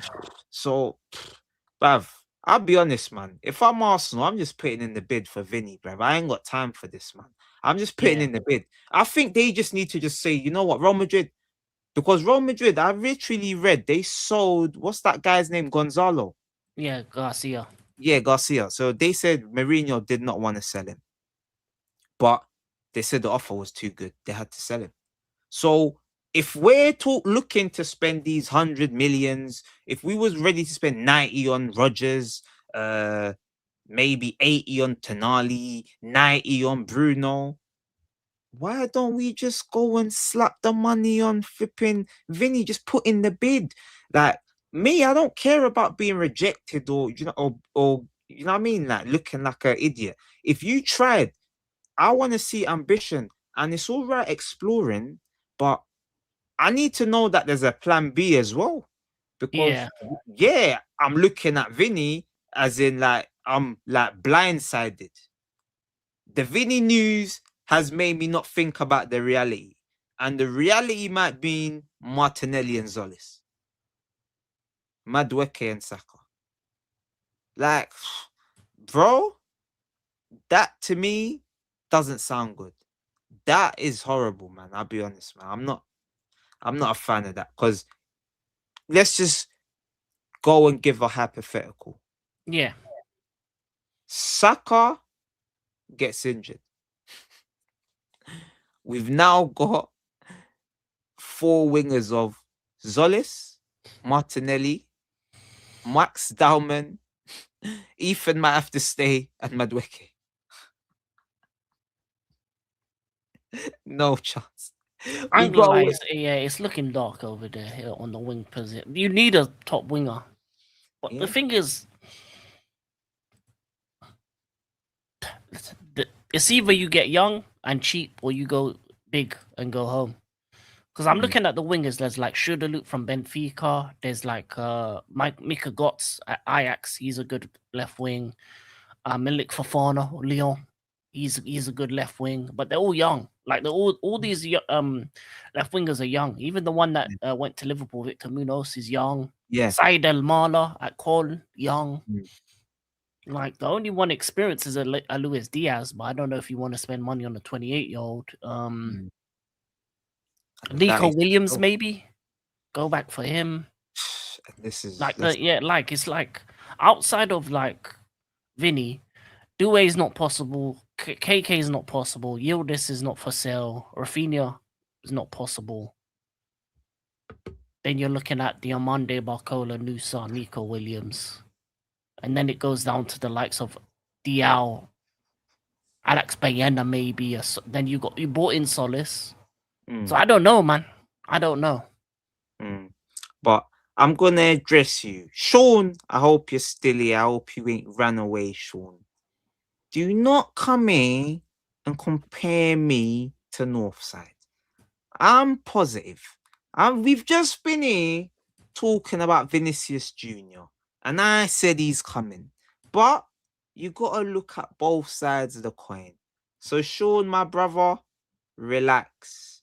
It's not all negative. You're a Premier League champion. Smile. If you got a drink in the fridge, open the beers, my brother, man. I'm a rival fan, so I'm a Chelsea fan, as you can see behind me. So I'm definitely smoking up the negative joints. I'm saying Vinny ain't coming. I'm doing the whole thing. You know what I mean? We wish But the worst. yeah, but Sean, we gotta prepare, man, because I don't want to be heartbroken and think about our options. So right now, we gotta start planning the contingency. We gotta start looking at contingency. Nico Williams, I'll be honest, I don't know if any of these players are better than Zolis. I don't know. And I think Zolis might shock us all. This is the No, funniest I thing. think Zolas is cold. I think Zolas is a really good signing. Listen. I'm gonna tell you now. For me, Solis is like a younger Trossard in the fact that he's gonna come in and make the big moments happen. Yeah. I've watched him. I watched him a couple times in Belgium. I was watching actively his games, and I was like, yeah, he's a player that's gonna make a big move one day. So yeah, perfect. That's the thing, though. The starting left wing position is the interesting one because, as I said, outside of Vini, there's not much options outside of youngsters. Or it might be a youngster. It might have to be two youngsters. It might have to be that case. It might have to be a Malik Fofana or a Mika Gotts or a Skudaloop that comes in and then you have them rotating and see the best man wins for the starting role. That actually might even be better, having two youngsters compete against each other. No, but you're forgetting Zolis, so we're only gonna get one. It'll be one and Zolis. Yeah, one and Zolis, yeah. Yeah. So, oh yeah, you're basically classing. Oh yeah, he's basically young, isn't he? Yeah, he's young. Bro, he's like, what, 21, 20? Oh, Something like that. yeah. Oh yeah, he's young, isn't he? So yeah. So you're better off just, if Vinny doesn't happen, you're better off going for like a Mika Gotts or Malik Fofana and just having them, survival of the fittest over on the left side. Because Martinelli ain't it. He has to be moved on to wherever. Yeah, man. This is the thing, man. I do like Martin. Like I think majority of us Arsenal fans actually like Martinelli, but it's just I want to win the league next season. I enjoyed it, and I'm just trying to think how are we gonna win it. So we're gonna need something. We're gonna need something. I just feel like Arsenal need a star in the attack. Like there's not a lot of stars out there, but I just feel like we need like the marquee attack signing. Zolis, he could easily prove us all wrong, just like Trossard did.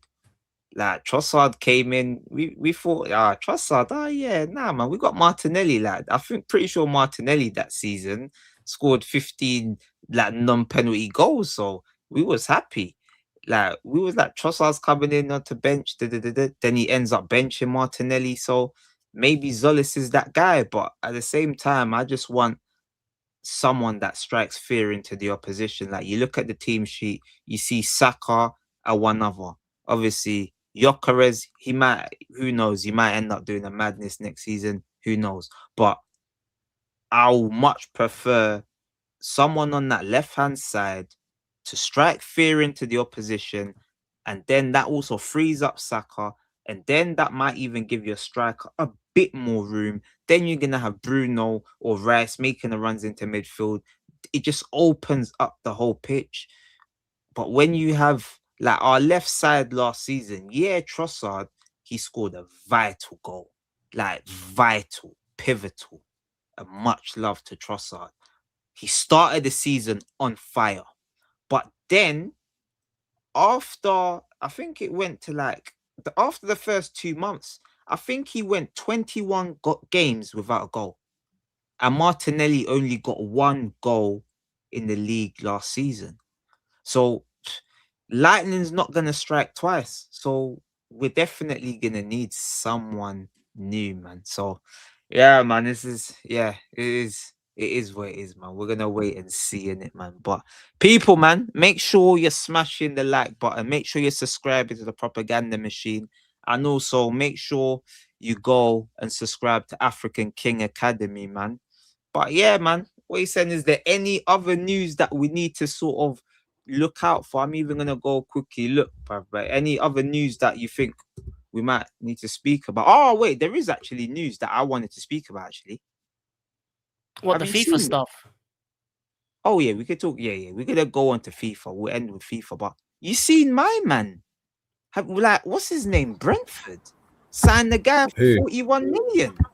Broke Wait, the what? transfer record. Who did they sign? What's Sangare?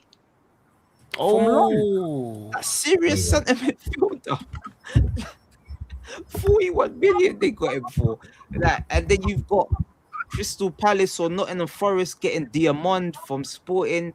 Then you got Bournemouth getting Antonio Silva. Like, what's going on? Like, the small teams. they got like, money, man. They got money. Man, The making Prem has big- money. Listen, listen. The Super League is the Prem, man. The amount of money that these smaller teams have, they're getting the best of the rest of the leagues. If you're not PSG, Bayern, or Madrid, it's like free lunch. I think the Lens manager who finished second went to Palace. So yeah, that team's gonna get decapitated. Like, it's just like, Real Madrid yeah, just man. got a bomber as well. What happened? Carlos SP. Oh, they got him in. Yeah, release clause activated. But yeah, it's not really our news. But yeah, man, this is what I'm saying though, man. That the Prem is literally flexing the financial muscle. Like, Yeah. they are saying, we're the biggest in the world. We're gonna show you we're the biggest in the world, and we're gonna do it our way. We're gonna put the money on the table. We're gonna give your players double their wages, and also you can get a move and you can get further exposure. Because if you hit it off at a Bournemouth, if you hit it off at a Brighton, you know these are the next 100 million players. We believe. But yeah, man. Bruv, crazy, man. I don't know anyway, man. I don't know, man. But what you saying, Twist, bruv? You seen all these crazy clubs buying all these players, bro. Yeah, nah, I'm just looking at. I'm just setting up my Twitter again on my laptop still. Sorry, so I was looking at the latest transfers and that. What, you ain't covered the Eddie Howe leaving, have you? Yeah, man. I didn't even touch on that. I spoke about that earlier, but this is what I'm saying. Eddie Howe. So that's just Eddie Howe had enough in it. Like, Newcastle just selling everyone. Like, they're just selling everyone. Their captain's going, Tonali's gone. Gordon's gone. Has someone else gone? I swear someone else is gone. Gordon, Tonali, the manager's gone. Bruno's obviously going. Isak was last season. Bruno was going. Anderson went and they didn't get. I swear, my man's gone. Wow! I swear he went to Everton. Oh yeah, Jacob Murphy. Yeah, I think he's gone Everton. I didn't see it confirmed, but maybe it's. I never saw it confirmed. I just saw it was in for it. So I just feel anyway that right now the Prem's flexing his financial power, and I like it, man. I like it. It's good to see, man. It's good to see. On this day, 2021, Arsenal completed the signing of Ben White, man. Big up to Blenny Blanco, man. That's a Prem favorite, man. But yeah, Eddie Howe, you just had enough in it, man. You can't blame him for leaving, bro. You can't, man. It's the nature of the beast. But their new manager, he looks like a serious manager, bro. Like, when I looked at the new manager, he keeps winning. he keeps winning. He's been winning ever since he's become a manager, and that's what you want from like his win rate. I believe when he was at Salzburg B, he won, what was it, 16 out of his 18 games in charge. I think it was one loss and one draw. And then he went to Salzburg. He won the double, and then he won the league again, back-to-back league. And then he went to Saudi.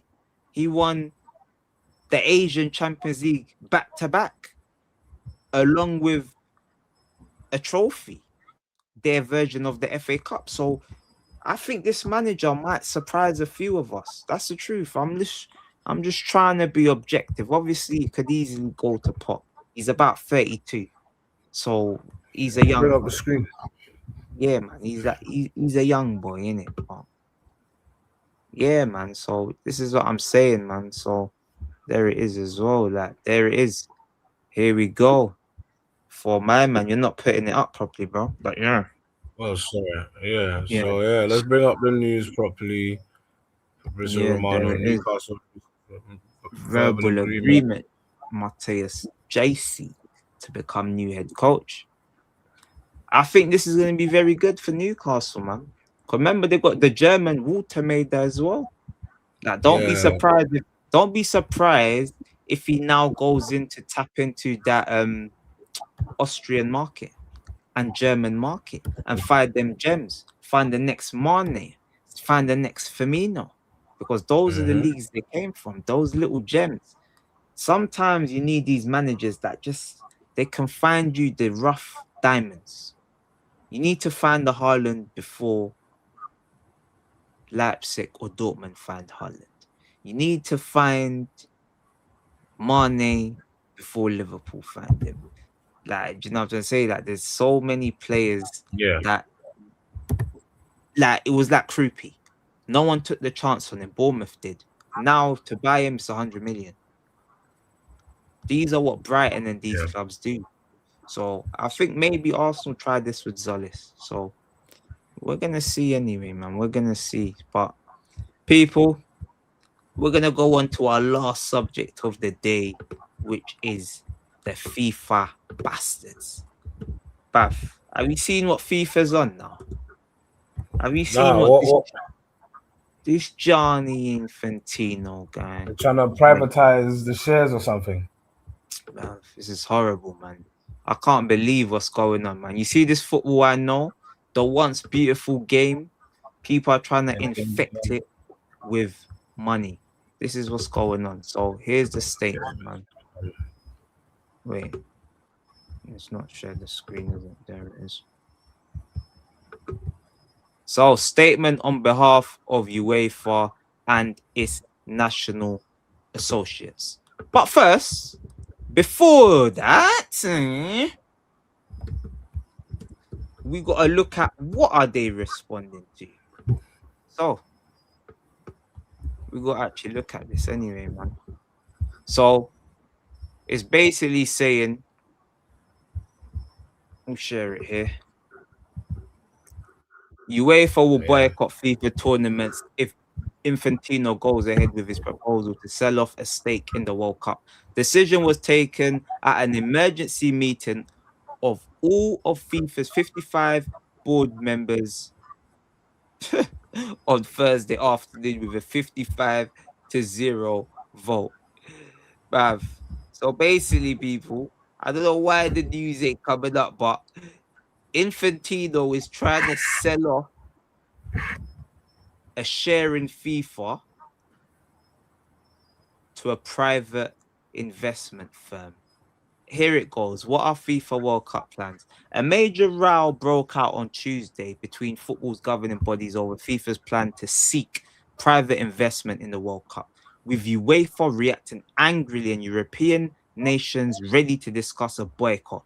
FIFA announced that it was seeking to launch FIFA Forward Enterprise, which would bring together the sale of FIFA's commercial rights, including broadcasting, sponsorship, ticketing, and licensing, with the operational delivery of its tournaments. Under the proposal, FIFA would raise up to 4.2 billion from external investors through the sale of minority, non-controlling stakes in FFE, which it says would be valued at around 20 billion. So it's all about money, people. The governing body says its plans, which need approval from member associations, would deliver more than 10 billion in football development funding over the next 4 years. But UEFA, European football governing body, released a furious statement. There was further opposition to the proposal from Prime Minister Andy Burnham, who said football belongs to the fans, while the FA, who were left completely unaware, expressed a deep concern. Yeah, I and the Burnham is an Everton fan. FIFA always sitting on the fence, but this is the statement though. UEFA and its national associates stand as one. We unanimously and unequivocally reject FIFA's proposal to transfer ownership interests in the World Cup and other FIFA competitions to private investors. The World Cup cannot be treated as an investment product. It is one of football's greatest sporting legacies, and it has been built over generations by players, national teams, and supporters across every continent. No part of it should ever be surrendered to private investors. The World But Cup is bro, sorry to stop you because this is a long read if you're just gonna go through it, yeah. What does this actually mean for the fans? Because I think this is corporation beef, and they're trying to make it, when they're using the fans as pawns. Because what does this mean to the fans if the World Cup is owned by a private investor? And because this is UEFA writing this letter, right? Yeah. So what it means to the fans already, the World Cup final, people's tickets were £20,000. Oh. So if you're an average man on the street, can you afford plane tickets, hotels, a stay to go to a World Cup for 20,000 just because people want more money? And they're gonna bring more money. So the price is even gonna go up again. No, but bro, think about this, yeah. The last World Cup is still FIFA, right? It's not privatized or nothing, right? Yeah. And there was still these complaints. Yeah. So isn't this sort of like FIFA trying to protect their money? This don't really have nothing to do with the fans. The ticket prices are gonna be what it's gonna be anyway. It's not that. You know what I'm trying to say? It's not just the ticket prices. It's also like, for example, let's say the water breaks. They could make that mandatory in every World Cup. They could also make. Sorry, bro. Let's say if there's a VAR situation, they can say now it's an ad break. So it's also they can also say that the that the FIFA World Cup's no longer on free TV. So in the UK, it's on BBC ITV. They can take it off that. All right, bro. Sorry about this. Sorry for interrupting you, but what stops FIFA from doing all these things like they did in the last World Cup? Like, is there sort of like a cap for what they can do because of these other governing bodies? Because UEFA didn't say nothing when they had them 4 hydration breaks. They didn't say nothing when like the ticket prices was all 20 bags and all that, like you just mentioned, Blacker. So I'm trying to say, isn't this like more like two big corporations trying to have beef and using fans as like the pawns kind of thing? Because I don't feel there's a difference to the game itself. Because if that's the case, none of these other things would have happened at the World Cup. But it's also obviously, let me just finish the statement because I believe it's in the statement. It is both irresponsible and indefensible that a proposal of such significance for football was conceived in secret and brought to the brink of approval without any meaningful consultation with those entrusted with stewarding the game. This is not merely a profound failure of leadership, but an abdication of FIFA's duty as the custodian of world football. National associations around the world are now presented with an ultimatum: accept the irreversible capture of football's greatest competitions or bear the consequences. This is not a democratic decision, but governance by intimidation, an act of coercion unworthy of an institution entrusted with the stewardship of the global game. But our opposition goes far beyond process. Bruv. Wait. How many? Okay, this is too much. I'm saying wrong. The moment external investors acquire ownership interest in FIFA competitions, football changes forever. Commercial return becomes a permanent obligation. Investor expectation become a daily pressure from the moment onwards. Every decision on the international calendar, every decision on the competition formats, and every decision shaping the future of football is no longer driven by what serves best for the game, but by what serves best for the shareholders. This model has no place in world football. Football's future cannot be dictated by the expectations of those whose first duty is to maximize financial return, nor can the interests of the National Association, leagues, clubs, players, and supporters become subordinate to investor returns. Football cannot mortgage its future for financial gain. Europe's position is clear. We will never lend this model our legitimacy. No one has the moral authority to sell what they merely hold in trust for the next generation. As a result of today's discussion, no UEFA national teams will participate in any FIFA competition for so long as these proposals remain alive. Unless this proposal has been abandoned in its entirety and binding assurances have been given that FIFA will never again open its governance or competitions to private ownership, nobody should be in any doubt. UEFA and its national associations will oppose these plans with absolute determination. There are moments when institutions are judged not by what they are prepared to accept, by what they refuse to compromise. This is one of those moments. Some things are simply too important to solve. The FIFA World Cup belongs to football. It always will. And so long as Europe has a voice, it never will be for blood clot sale. Bomba clot. I need a drink after. I'm reading the comments just to understand a little bit better about what it's about. So what I'm reading from this, yeah, and the pushback that I'm sort of getting at, obviously FIFA and UEFA, they're always gonna have beef. The Super League, there's all of these stuff, yeah. They've beefed or whatever. I don't know who was involved in Super League, That but was there's always the owners in UEFA. yeah, but there's always beef in Yeah. football. Yeah. But one thing we know, who's this money going to? These private people. So Yeah. they're gonna want their return. So Yeah. how are they gonna get their return? It's gonna affect the fan because the Price fan ticket is going to be are even what more. paid the money. Yes, Yeah.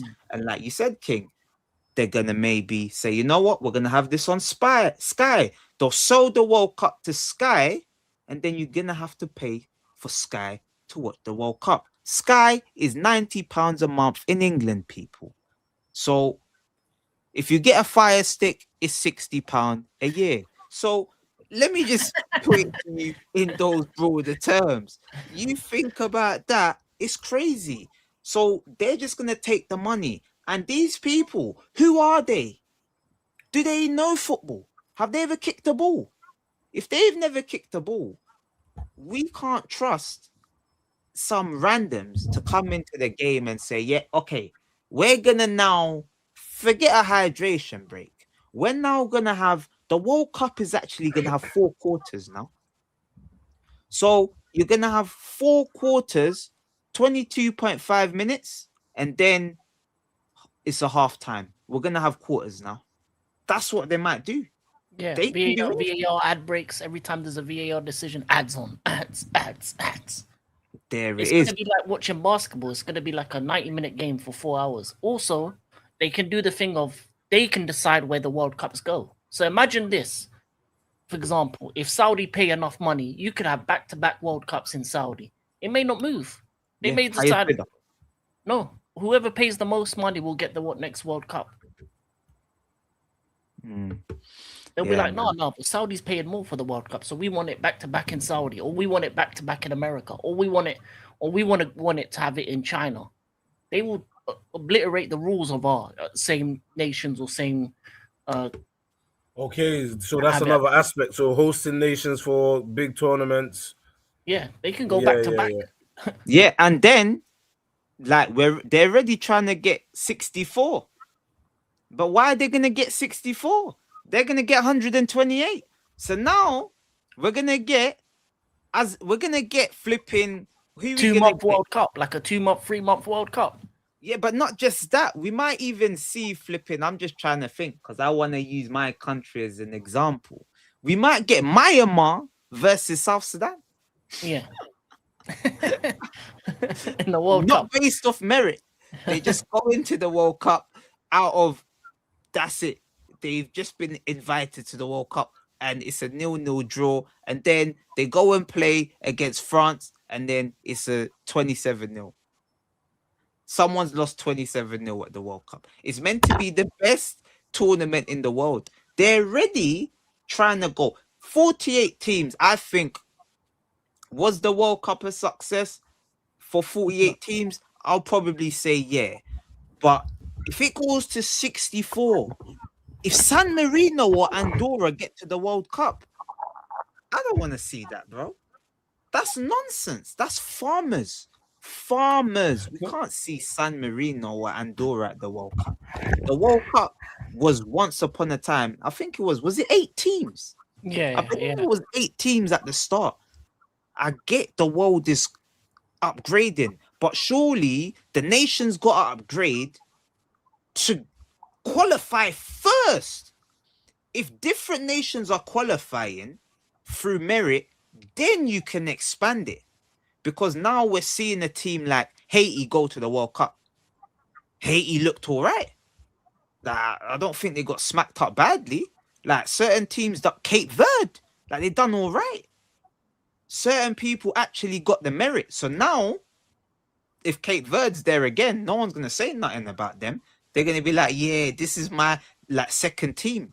But if you get 80 teams, 90 teams, and it's Andorra, San Marino, I have to use them as an example. Mozambique, Djibouti, Somaliland, bro, come on, man. They might even do one World Cup where it's every nation and they just play one-off games. This is Make it like- like a whole summer thing. Oh, it's madness, man. It's Yeah. madness, man. We can't agree to this, man. So, yeah, man. But Like, you see, last tournament was basically like a, what was it called? It was like a football like a- carnival. no, it was like a tester. It was a tester to some of the things that they could do if they go privatized. That's what it was. It was a tester. Oh, if we make a water break and then have some karaoke, people they'll boo for a couple seconds and then they'll be bright side singing the songs and that they'll forget about it. And what's stopping them from having a halftime show in every game? Yeah, cheerleaders and that. Yeah. Just think about it. As long as the money, as long as it will make money, Yeah, they could do it. I'm gonna do it. Imagine So- England losing 3-0 to Morocco and then 50 Cent come at halftime. Hey, they don't love it. The dance on top. Yo, Morocco, it's your birthday. You're gonna beat England like it's your birthday. Like, bro, it's gonna be like, come on, man. It's like, bro, we're ready, bro. People are just gonna smash the TV, bro. It's gonna be trolling. Like, football was once a serious game. You watch it, it's serious. You're seeing people, Ray Keane and Vieira, Zidane headbutting Matar. Like, it's serious. It won't be serious no more, bro. Like, even the players, they all know, like, oh, in 2 minutes. Like, even in this World Cup, they started, like, you see it, like, before people started trying to hold out for ad breaks or whatever it was. Yeah, with the water Hydration. break, yeah, to change it up Yeah. when they were losing and that. This is madness, bro. We don't Yeah. need this, bro. We don't want to see an advantage. I don't want to see the game changing. That's not how football's been played. We don't want this change. 45 minutes each half. That's it. If there's a hydration break, the hydration break should only be if it's 35 degrees or 30 degrees or something. Yeah, yeah, and it should be like a minute. It shouldn't even be free. It should be get your drink and then back out. You know what I'm saying? Just get a drink. Because I swear people at the World Cup, they said people were here waiting at the World, like teams had the water break and they were done. They was waiting on the pitch. There was a game. People Yeah, were yeah, waiting. because of the ads, yeah. Yeah, the ads. They couldn't start the game because of the ads.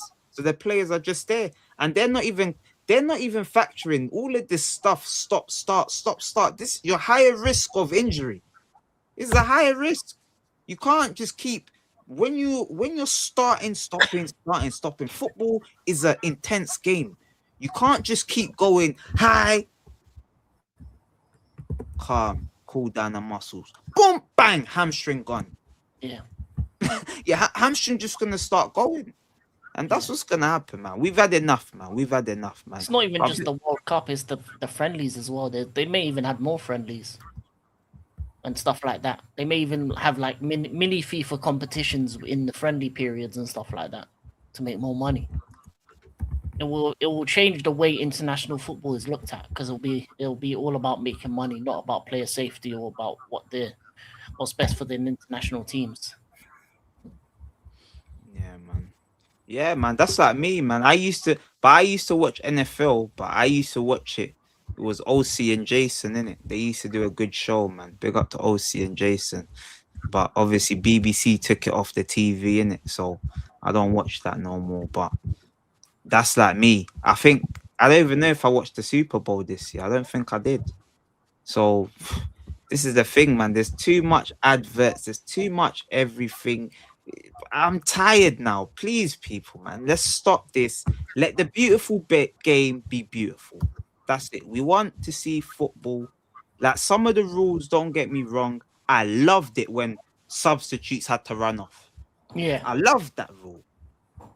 They didn't really enforce the goalkeeper holding on to the ball, but they're done with the throw-ons. We saw people when it was throw-ons.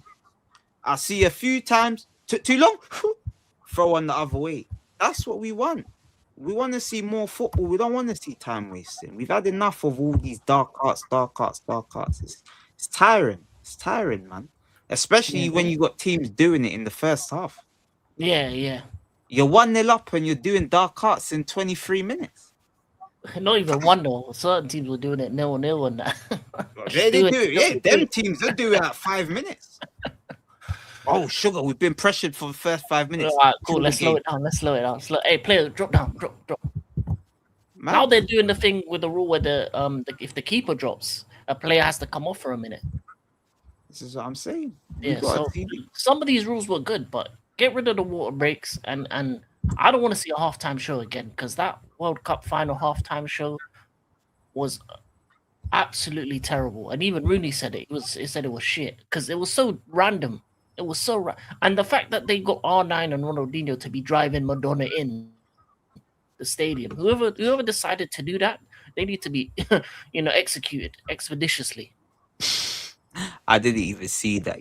That is mental. Bro. Them two legends doing that. No, come on, man. See, this is what I'm saying. They probably. Wait, who was it? Madonna. Yeah, Ronaldinho and R9, bro, driving them in. They're probably a bit too old for her, so she didn't probably give it up. But yeah, man. Let me stop, man. I know that though, people, man. Twist. I hope that did I give you an explanation? Yeah, sort of. Still, I get it. I'll just check in. You know what I'm saying? Yeah, they're not gonna stop. That's the like. Bro, with that being said, yeah, that means there can never be another hydration break in football. That means they could never try them kind of things that they pulled off at the World Cup in America. Because, like, what my whole point was, what's stopping this from happening anyway? Do you get what I'm saying? Like, if they could do it in America, yeah, they could get some. Like, I think I said this on Don C's stream. They could get a little scientist community to come in and say, yeah, that it helps players when they, because of the hydration breaks, they get to play longer, less injuries, then they implement it as FIFA, and all of a sudden football's got hydration breaks. There's nothing actually stopping them unless there's something stopping them. So them saying, oh, don't let them go private. My first thought was, are you lot trying to protect your bag?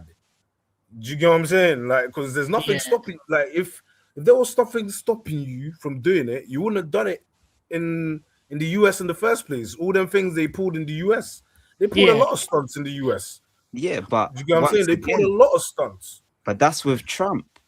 So but that's what I'm trying to say. That's still Bro, But it's still Trump the is same not going to thing. be there on a day-to-day basis. So those stunts, like a lot of those stunts, Yeah. I don't know. They might try to bring a halftime show again. They might try to bring a hydration break. But with private, these are not football people. So it's not going to be football's interest. So No. it's not. Let me put it this way. It's going to be Sorry, halftime every Yeah. game. You know why some governments even privatize some things? Some things even run. I'm not saying it's like this, yeah, but some things run better privatized. You know why? You see, you're thinking the privatization is going to mean all these things. Nah, they're probably going to try to keep the game the same because they're hearing, yo, the They're World not. Cup, the revenue is like 4 billion. They're hearing, yo, the Champions They League, can the make more. revenue is. Bro, So They can it's make in more. their best interest to get shares and keep it what it is. Do you get what I'm saying? Did you not listen to what they said? Yeah. They said 20 billion. So they're not going for measly money. So to get What, all 20 of this billion money for what? is Sorry, more bro. for the World Cup. So this is what It generated FIFA 20 know. billion. No, Yeah, this that's how is much what the investors are gonna pay. Yeah. so you think they don't want you, bruv, anyone that's got money, you think they just give things for free. Like it's not like Arab money. This is probably gonna be an investment fund that needs a return. They need their And money some, back. and some. Yes. 4 billion ain't Exactly. gonna cut it. They're gonna make the next World Cup try and you know what, gross like 16 billion. They're Yeah. gonna- It's a And how do you business, do but- that? 64 teams. How do you do that? Privatize the games. It's not going to be free on TV. It's going to be, you have to pay for it in other countries. They're going to find more and more ways to make to money. do us over. And it's going to be us. I hear that, fam. but this is why we've been screaming that FIFA's corrupt anyway. Because, bro, if FIFA wants to do this, FIFA's still gonna do this for the profit themselves. That's They what I'm trying to can't. say. I No, don't but they think. can't You know, in now. 2027. They can't. Why Did is you not there a hear the rule? statement? Did Are they you not put a listening rule to in the place? statement? You didn't see the statement. It's 55 members of UEFA. So that Yeah. I believe is that European someone team. from every single nation, right? Yeah. Yeah. So they are saying you're not getting no European teams at the next World Cup. No one's watching the World Cup. The idea is dead already. Like the idea, They're, they're trying to boycott. I get it. it's dead. Like Get it, think I about it. Like if there's a World Cup, who's like, are we gonna watch the World Cup like that? There's no England, there's no coming on. There's no France, there's no Spain. It's just Brazil and Argentina, but everyone Yeah. hates Argentina anyway, so it's just Brazil. And Brazil ain't the Brazil 20 years ago. This is what I'm saying. They hold And their African cards. They're playing the teams, cards maybe. they hold. I get it. But Yeah. I'm just trying to say, like, there's nothing stopping them from doing all the fuckeries they're fighting against now, unless it's like there's a legal, like FIFA law that they can't have more than what they're asking said for. teams. Sorry, That's what they're They do- asking for. yeah. With the, Unless there is UEFA. that, this is Yeah. basically like trying to take it from next man's hands and keep it so you can generate the funds and keep eating in it. It's a business move, whatever. Or they have to play the cards they have in it. Yeah. That's But what I also see the it as. Infantino guy, his term is up in 2027, and Ooh, the Yeah, he needs to Gianna. go. He's the gonna be worst. he's He's gone. the worst. He's Yeah. gonna be. Oh, who do you think's gonna get that? They're They're trying to looking give PSG on it, innit? yeah, this is madness as well. There's more corruption. It's like To be fair, Yeah, to bro, him, there's he's, not, he, bro. he So doesn't what care I'm about saying is, you get what I mean, bro. FIFA itself is corrupt. So what are Yeah. they saying? Are they promising to never do the fuckery themselves beforehand and putting rules in place to protect the game themselves? Because, bro, we've seen the hydration break under FIFA. It's not privatized yet, is it? Do you get what I'm saying? So Yeah. we've seen a red card overturned under FIFA. Do you get what I'm saying? One phone call from a private investor. Do you get what I'm Well, saying? So that was Trump. Like that's in that that's country. what I'm saying. so That's Trump, but like That's a one-off. basically I don't that's think that ever basically what happens they're again. saying. You're gonna look forward to if it's privatized, things Yeah. like that. A Yeah. private investor is gonna make a phone call Like and get the Ronaldo red being card allowed to play, overturned. even They though he done had a it red though. card. Do you get what I'm trying to say? They done it. yeah, but they've tested the water. So you're not like what's stopping them now? Okay, Yamal's got a red. Mbappe's got a red. It's a semi-final. Nah, they gotta play. He needs to sell tickets. Yeah, fam. They overturned that by one phone call. They start looking at rules, overturn. Yeah, Crazy. like Trump. The reason why Trump could do that because Trump is a madman. He will deport, he will boycott, and it will finish people's pockets. So FIFA had to bow down. But if these investors, we don't know who these investors are. We don't know. It could be Trump himself. Then if that's the case, then they have to have rules against host nations then, because I'm sure they're not going to host it in North Korea, are they? No. Because Kim Jong-un, you're going to have to do what he says, right? So why would you host it in America? Why would you let them get you get what I'm trying to say? Like, yeah, because whatever they're fighting against, I feel FIFA's capable of, because you know what, doing it anyway. Trump offered 10 billion this World Cup. He offered them 10 billion. Like, ain't you clocked the last 2 World Cups? Trump's offered 10 billion and it was Qatar or whoever. I don't know how they even got a World Cup. I don't know. England ain't had a World Cup since 66, but let's give it to Qatar. I don't know how. I don't even know. Like, how did these votes? I don't get it. Like, so it's all politics. So already people don't like FIFA. But now, like King said, once it goes private, there's no stopping anyone. They can do all of that stuff we just saw on steroids. And they can hide behind, and remember, whoever's the face, they can hide behind the investors. Well, the investors wanted to generate the money. And we're just football fans. We're going to watch it. Like, we're going to watch it. Like, 100% we're going to watch it. Like, we might get angry at first, but we'll watch it, man. We love football too much. That's the thing. It's going to drive the real fans away slowly. No, it's true. Certain diehards, they're not going to pay it no more. They're going to say, bun that. What's this? Yeah. Sorry, let me just start again, still. Yeah, also, the CONMEBOL nations also disagreed with it as well. There you go, man. I've only Africa. Like, Africa, they get like, you know, Africa's corrupt. They're just gonna agree to anything. Oh, like, yeah, whatever. Like, they'll say, look, sharp, we'll give you 1 billion. You're fine. No problem, boss. You know these corrupt African FA is corrupt. No, CONCACAF said no. So that's the Africa. They're trying to, but bro, this is the part that you're not understanding. Africa said no. No, sorry.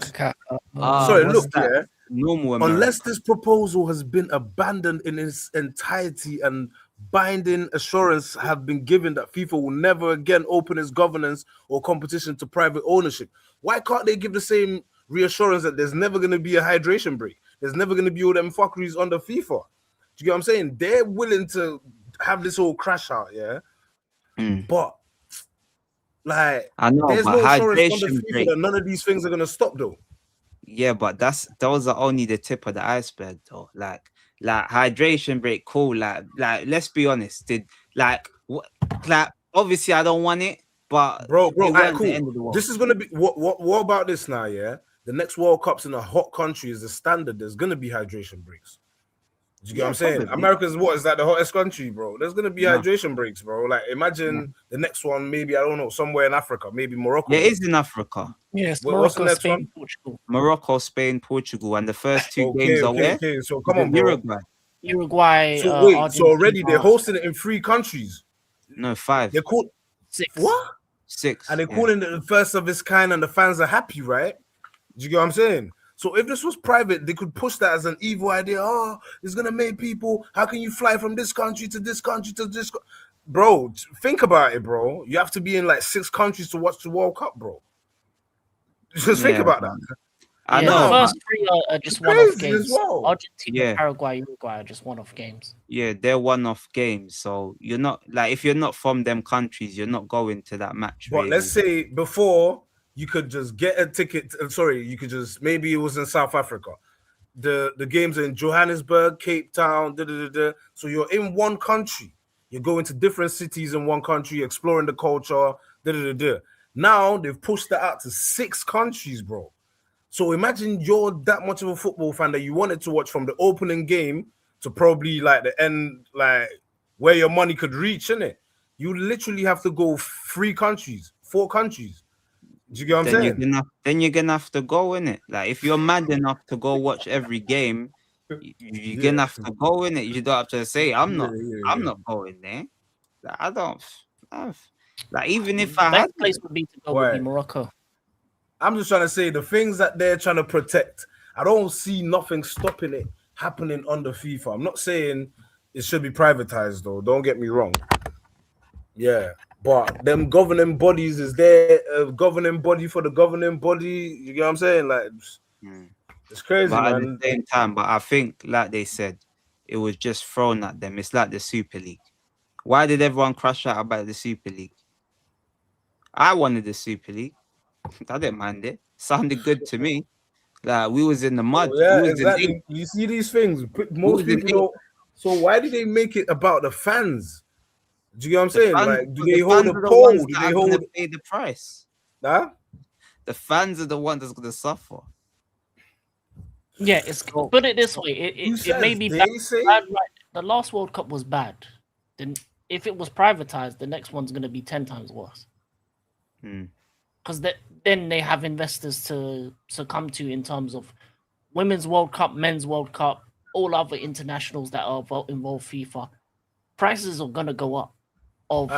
Sorry, guys. World Cup. Is there any sport that's got private investors from NBA to Formula One to? Are there any other sports, please? King, do you know about this part of sports? I don't know, because I feel like NBA they own everything anyway, so they just have their prices regardless, based on who. Okay. Formula One is definitely private investors. Yeah, it is private, but but this is what I'm saying. But they fucked up their own sport. Yeah. Like it's just Formula One's just getting back to, you know what I'm trying to say. I've just about forgiven them for what they done to Hamilton. Yeah. I know it's only been since Drive to Survive where they've started to get a fan base again. Yeah. For a long time, a lot of people don't watch it. And it's very expensive to watch Formula One. So if you're like in terms of actual going into the Formula One event, it's a very exclusive club. It's like Wimbledon's very exclusive. Like most sports are very exclusive. Football basically is the working man's sport. That's what it is. Yeah. But that's what they're trying to turn it into the social event. Like the last World Cup wasn't a working man's World Cup. Yeah, I get what you mean. They've seen that it can generate so much money, and they're trying to. It's a social media event that last World Cup was. And then they're going to turn all these tournaments into social media events where only you're going to see just bare influencers and bare people who are just not watching the game, not caring about the game, caring about just being on the oh, look, I'm at the World Cup. Yes, it's a whole spectacle, yeah. Mental, man. What are you saying, Ruck, man? Any thoughts, any last thoughts, man? We're just wrapping up. We're talking about FIFA trying to privatize the World Cup, man. Yeah, I just think it's just getting ridiculous. Like the whole thing with FIFA, and then they're trying to change it, bring more teams, and then we're gonna have a round, and then we're gonna have maybe like 64 teams. Nah, screw all that. Like I don't want to be seeing a round of 60, 64. Nah, this is just making the tournament less interesting. And who's to even say that they don't just say, fuck it, we're doing round of robin. Round of 128. We're going to go from round of 128 all the way down. They're doing all-star teams. Yeah, like this dude madness. Then they're going to do a World Cup. They're going to do a World Cup for continent. Yeah.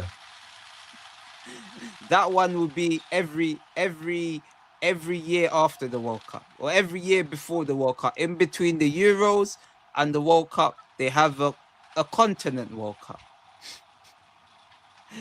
Yeah, fans don't mind, bro.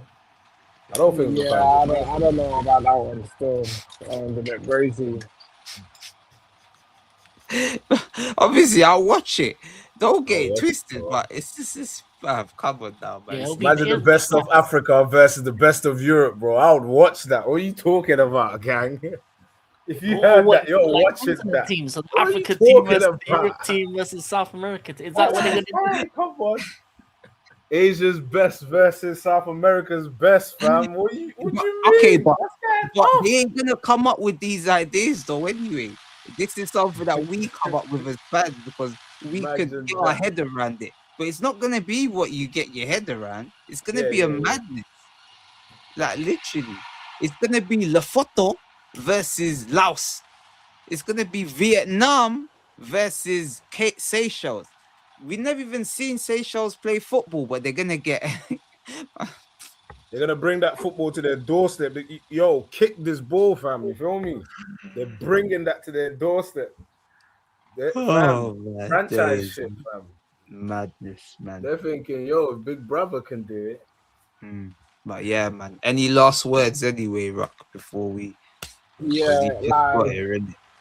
yeah, like I Can be would on even want anything. to just talk briefly on like transfer news, even Mm. with regards to that, and from obviously some articles I've read from Ben Jacobs. I really feel like, including myself, I really feel fans need to sort of be calmer and patient and stop just trying to like get upset because it's like people forget that a lot of transfers like there's complexities, there's difficulties, but there's like negotiating. There's so many factors.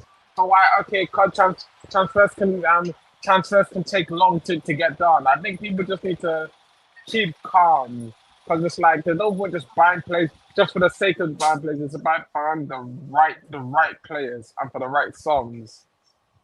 So it's like when I see people just using any little thing or to just complain, it makes me think that some people are just so miserable that they want to complain about any little thing. Mm. Yeah, man. No, I For hear it, real, man. for real, for real. Oh man. Bruv, Hey, talk. real spit, bruv. You're spitting, man. You're spitting, man. There's too much different, yeah, man. Too much different nonsense Flow, let it going flow. on. It's flowing. Flow. But people, obviously, you heard Ruck. He gave you the last word. Ruck, what's that? Your Bomba. YouTube channel? Let them know where they can find you, man. Yeah, like Then obviously, send them the obviously direction. find me on YouTube. So obviously that's my YouTube channel. I do like lifestyle reaction content. I do football content sometimes here and there, but yeah, I Mm. do I do a bit of everything. Yeah, man. People Alright. go follow Ruck King. Big Chat up, to the big up Yo, people. yourself. yeah, Let's African see King what's happening. Academy, Haiti, no one's a doing lot of anything. shows, wrestling show, Formula One show, football shows. I did a Dear Football Fans on the FIFA situation and the money being spent. But also friendly watch alongs, gonna do some games over the weekend, look at different teams, see how teams are playing. Obviously Chelsea Tottenham's coming up as well, so that's gonna be a fun game. Yeah, Xabi Alonso that's a versus good De one. Zerbi. Still, Can't wait for that one. let's, See- let's start. Let's hey, start. Yeah, so man. yeah, I man, a can't lot of wait. good stuff coming. No. And obviously, people, you'll find me and Twists over here as well. I'll do all the Arsenal preseason games if I don't go. Yeah, because I don't want to go to these preseason games no more, man. I'm tired, man. I'm tired. Yeah. But people, thank you for joining the stream. Make sure you drop a like, drop your comments. What do you think about FIFA? Just leave your comments at the end of the video. Do you think, like me, Vinicius is definitely coming to Arsenal? How Boo. big of a signing? Will he be the biggest signing in the Premier League history? So just drop your comments at the end and I'll get back to you. No problem, my people. Don't be shy. Ache. You find us here on the propaganda machine and you find us here for more propaganda every other day. Bless people. We out.